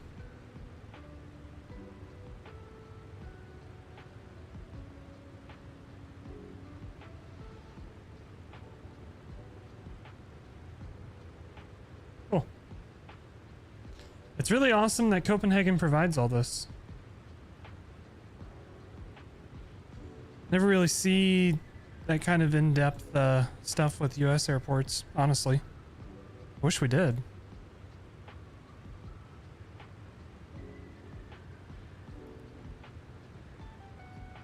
So, based off of us expecting an ILS, let's go ahead and switch to the ILS 22 right. As the chart says, we'll expect an ILS, so we'll just go ahead and plug in an ILS. We'll have plenty of time to do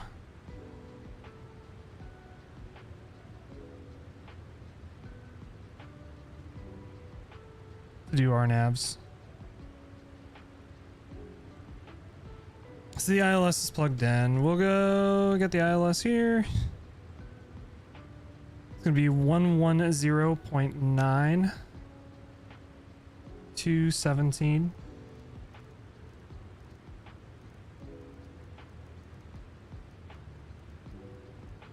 That's set.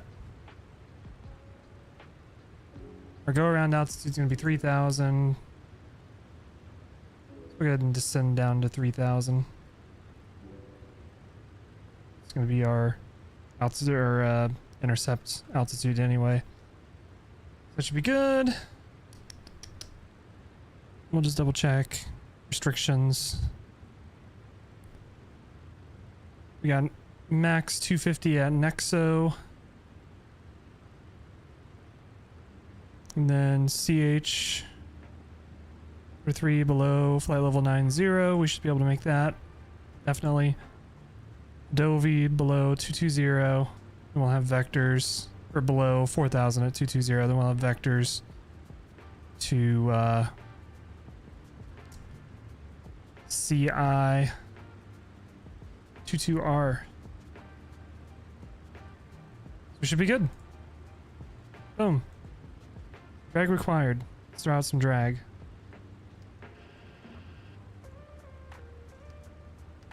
Keep this on map for now. Slow down. Let's go ahead and do slats extend. Slats extended. And we'll set flaps 5 for our approach. It's set. We'll use an auto brake. Why not?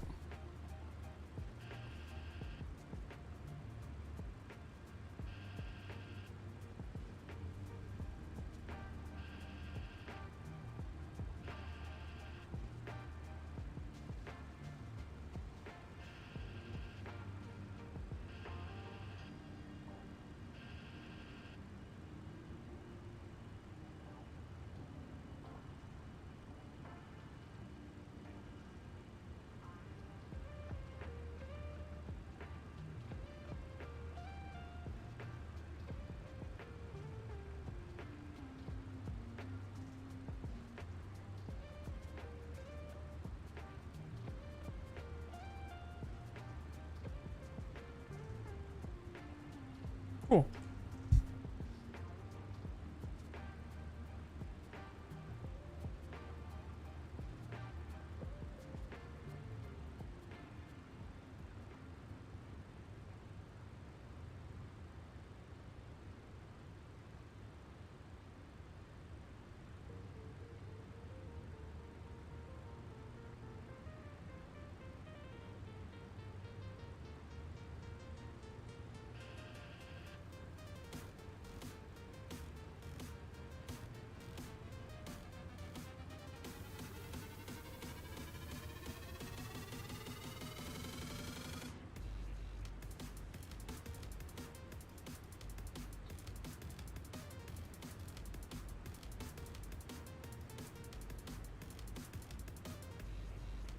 Cool. Transition altitude, I was looking for that. Transition altitude's 5,000, so we'll say transition level is 6,000. So we'll be able to put that in, and our QNH is going to be 09er. Master caution, ART, and op. I forgot to switch this back to auto. So now that is set. We're good to go.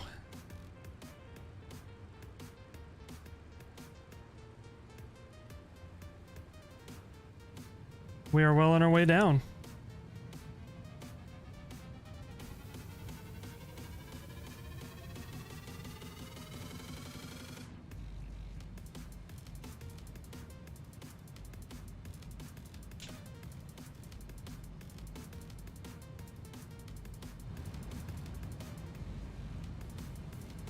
Sweet.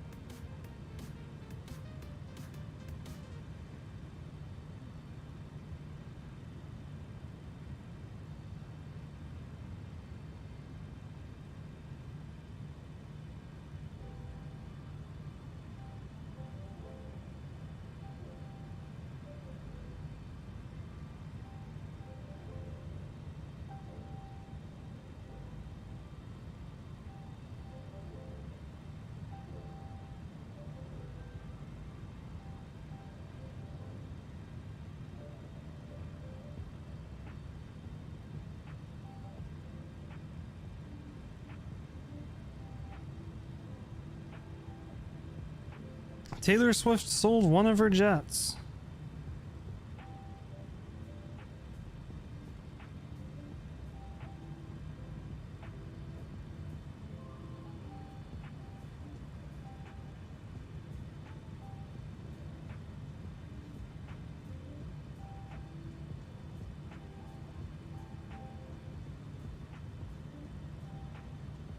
Yes, she loans out her private jets, and because of that, according to her, because of that, she was crowned the biggest celebrity polluter.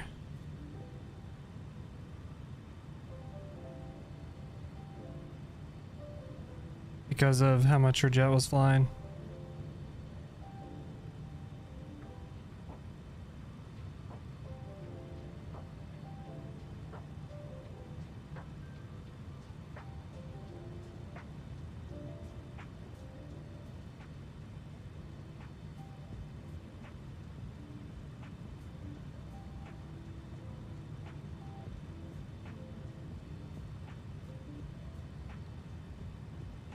Oh. There's the whole controversy going on of the dude who's posting, who's route tracking her planes.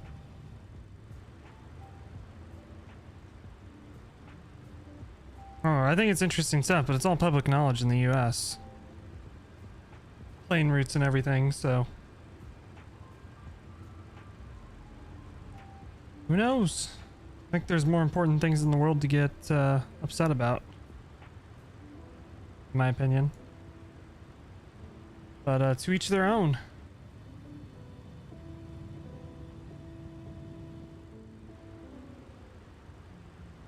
We're below 10,000. We should have landing lights on, and we're through transition altitude, so we'll set our QNH 0909er. Be at 5,000.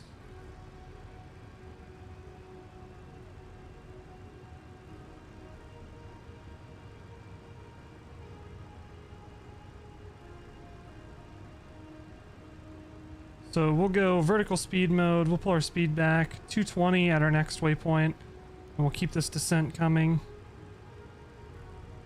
Our slats are out, so we have some drag to help us slow down while we descend. We need to be below 4,000 when we cross this waypoint, so we need to pick up our descent a little bit.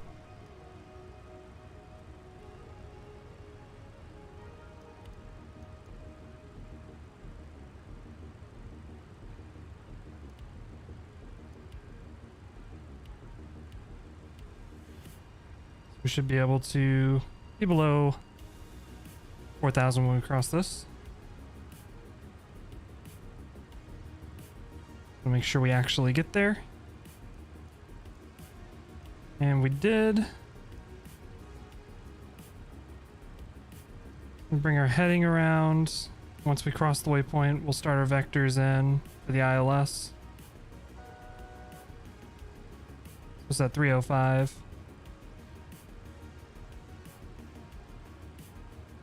We're going to cross this at 220 knots. And bring back our descent rate a little bit.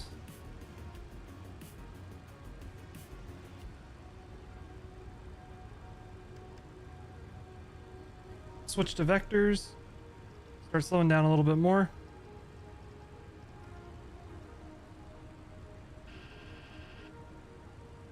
Let's see if there's any traffic around us. I won't make radio calls I don't need to make.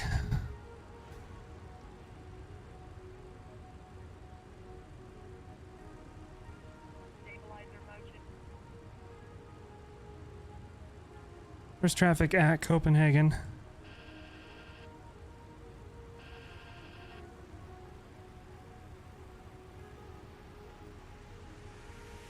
We should be all right. Go ahead and go laps 5. I'll mute the music. Sound up.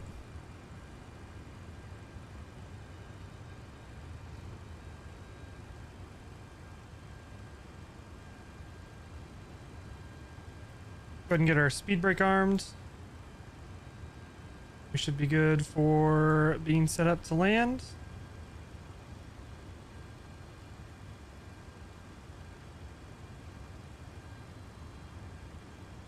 Go ahead and take our heading, crank it around to about,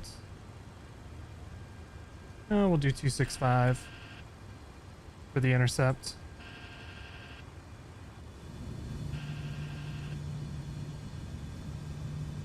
Got fields below us, doesn't that look great? And MSFS is looking good. Go ahead and switch to ILS here. Make sure we intercept that.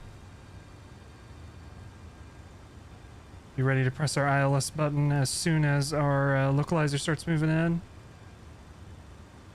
And pull our speed back to about 170. Lose a little bit of speed.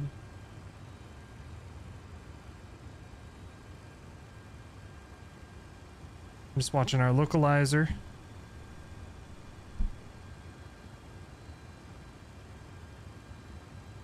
Should start moving any minute.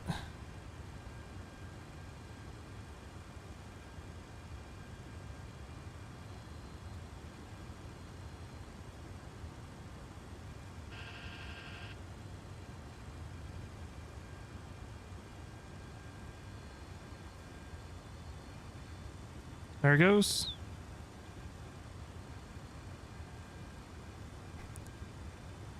Turn on to the ILS. We'll probably overshoot a little bit, but it should correct. Flying into the sun. Lovely.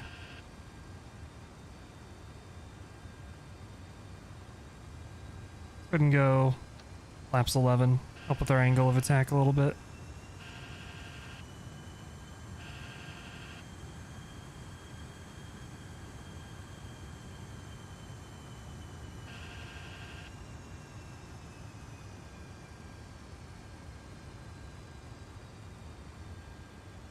I was looking at the wrong stuff for that briefing that I just did.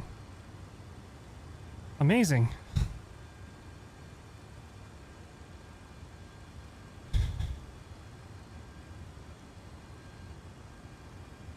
Copenhagen traffic, Scandinavian 52 Lima is taxiing to runway 22 right by Alpha.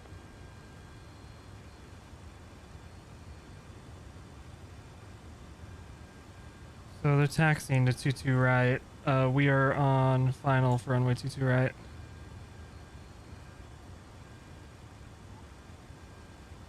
Have to make that call here. Just figure out where we're at.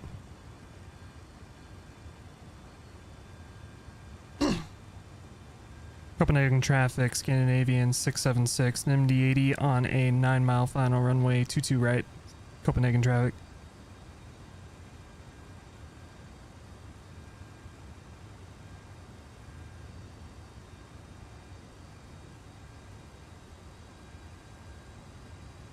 All right.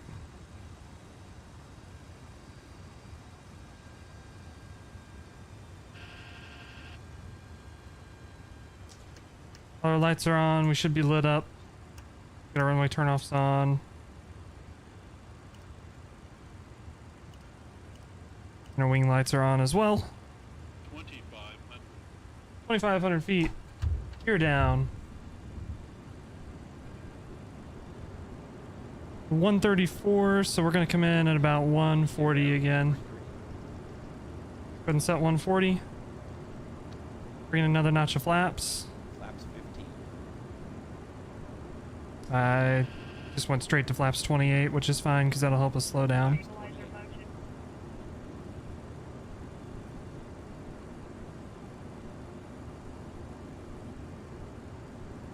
Let our speed keep coming back. And we'll go flaps 40.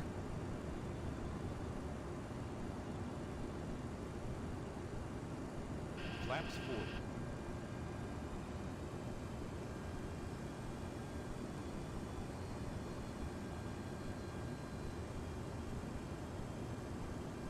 Got a 27 knot crosswind. Sure we're TARA, everything's good.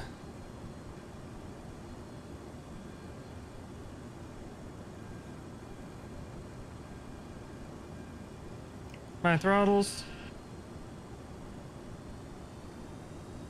Copenhagen traffic, Scandinavian 52 Lima is holding short of runway 22 right at Alpha, and we'll wait for the inbound traffic, Copenhagen. My airplane. Kind of fly into this crosswind a little bit. I'm watching the flight directors and watching visually too. I don't want to get too thrown off here by flight directors if I don't have to.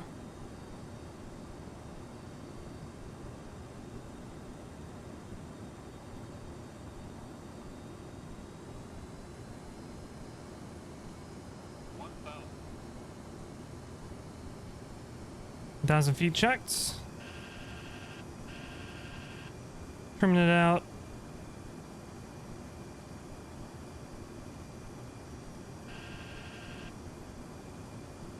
Having to really work the trim.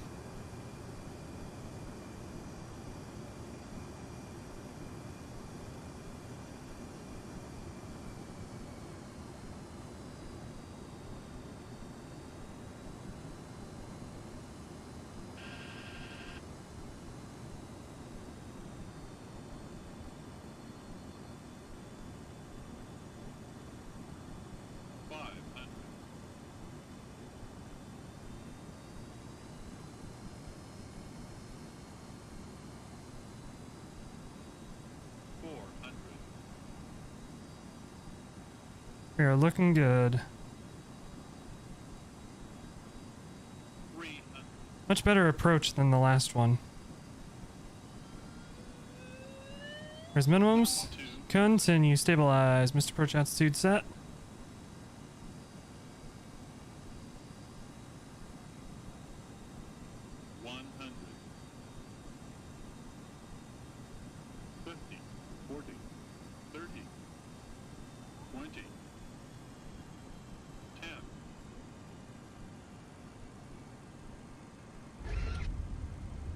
We're down. Pressure's coming out. 2 in reverse.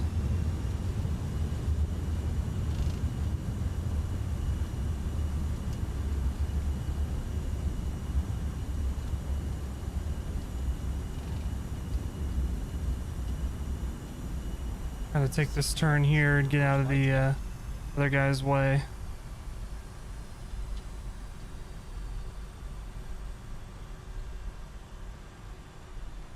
Copenhagen traffic, Scandinavian 676, clear of 2 right on Alpha 8, Copenhagen.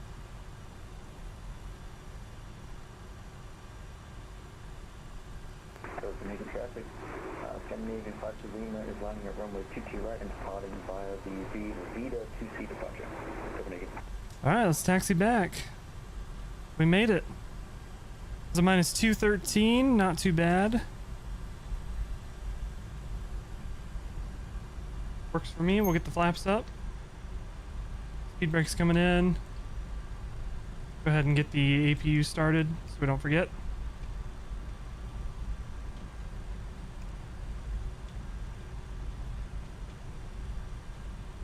There we go.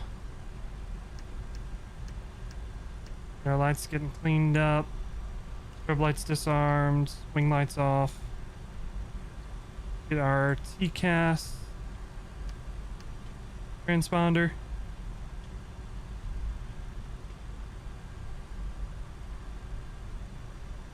Get our airport chart up.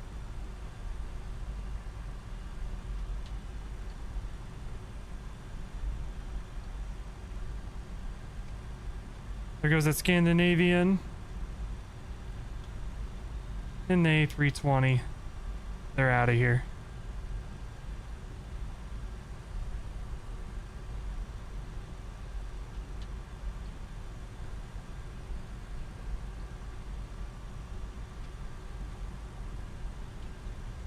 Master caution, APU gen off. That's fine. When we turn off the engines, APU will go on the bus. Let's see if we can get GSX working.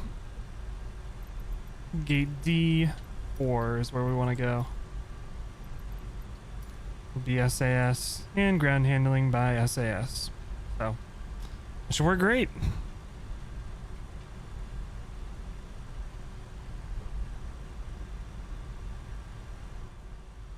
Welcome to Copenhagen.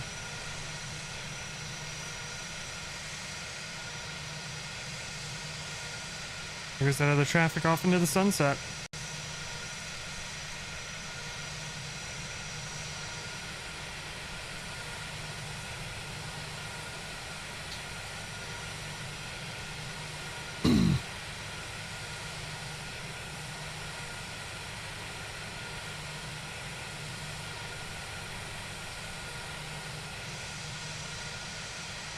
What a great looking livery. It's really simple, but it looks really good.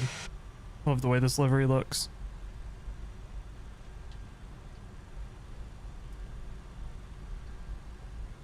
So if we look at our standard taxi routes,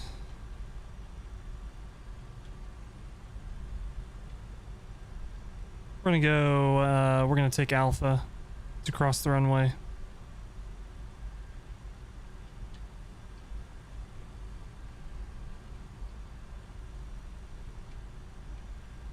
And then out of Alpha, we'll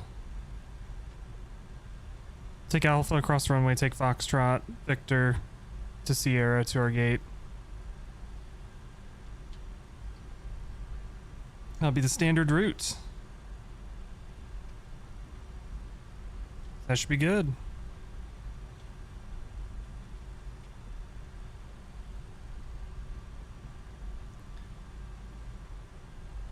And with the winds being the way they are, runway 30 would not be an active runway. So we don't have to worry about strobes or anything like that.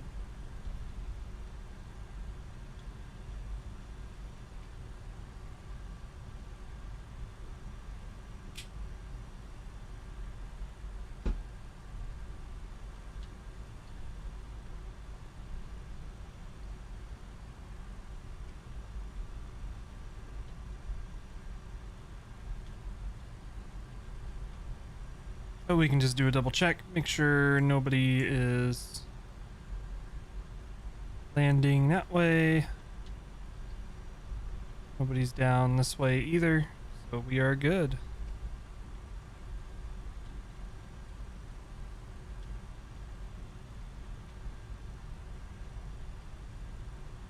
Cross, we'll take Foxtrot here.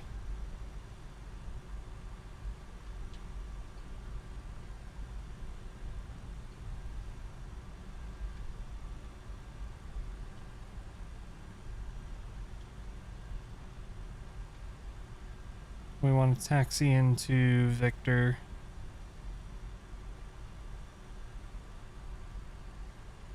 Which is the inner taxiway.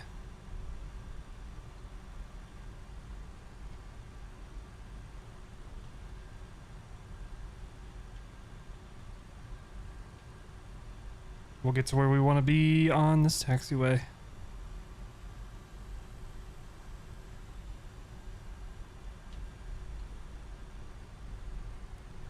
And from here, turn left here, and then we won't take this first left, we'll take the second left.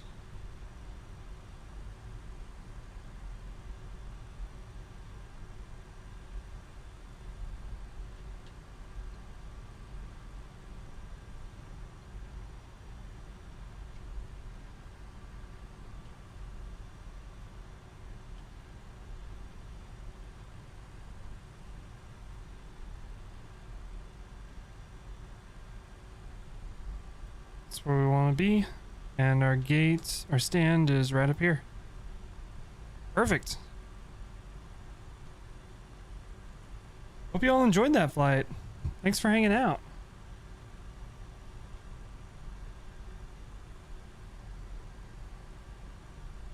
Thank you for hanging out.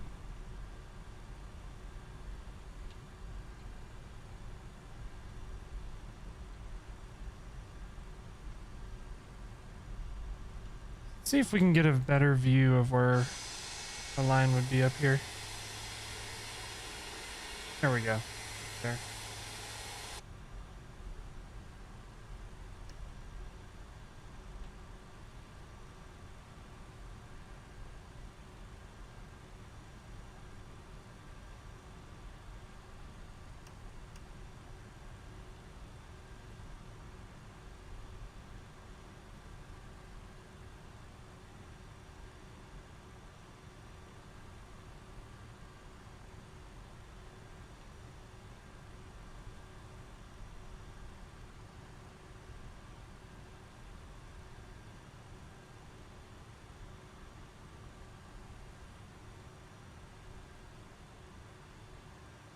Here we go. Parking brake on. Got the engines.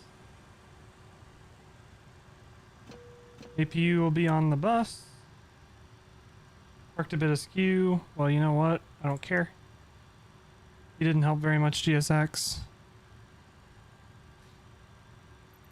There we go. Request deboarding. We'll come down here to our aircraft services. Get our GPU, and we'll jump up. Turn off the APU. Work on getting this plane shut down a little bit. Galley power can go off. Engine start switch can go off. Turn our fuel pumps off. Let everybody get up. Pitot heat can come off. Windshield heat can come off. Turn our bleeds off as well. And then everything else should be good to go. We'll come down here. Transponder to standby. Weather radar is already off. Color lights are off and everything is good.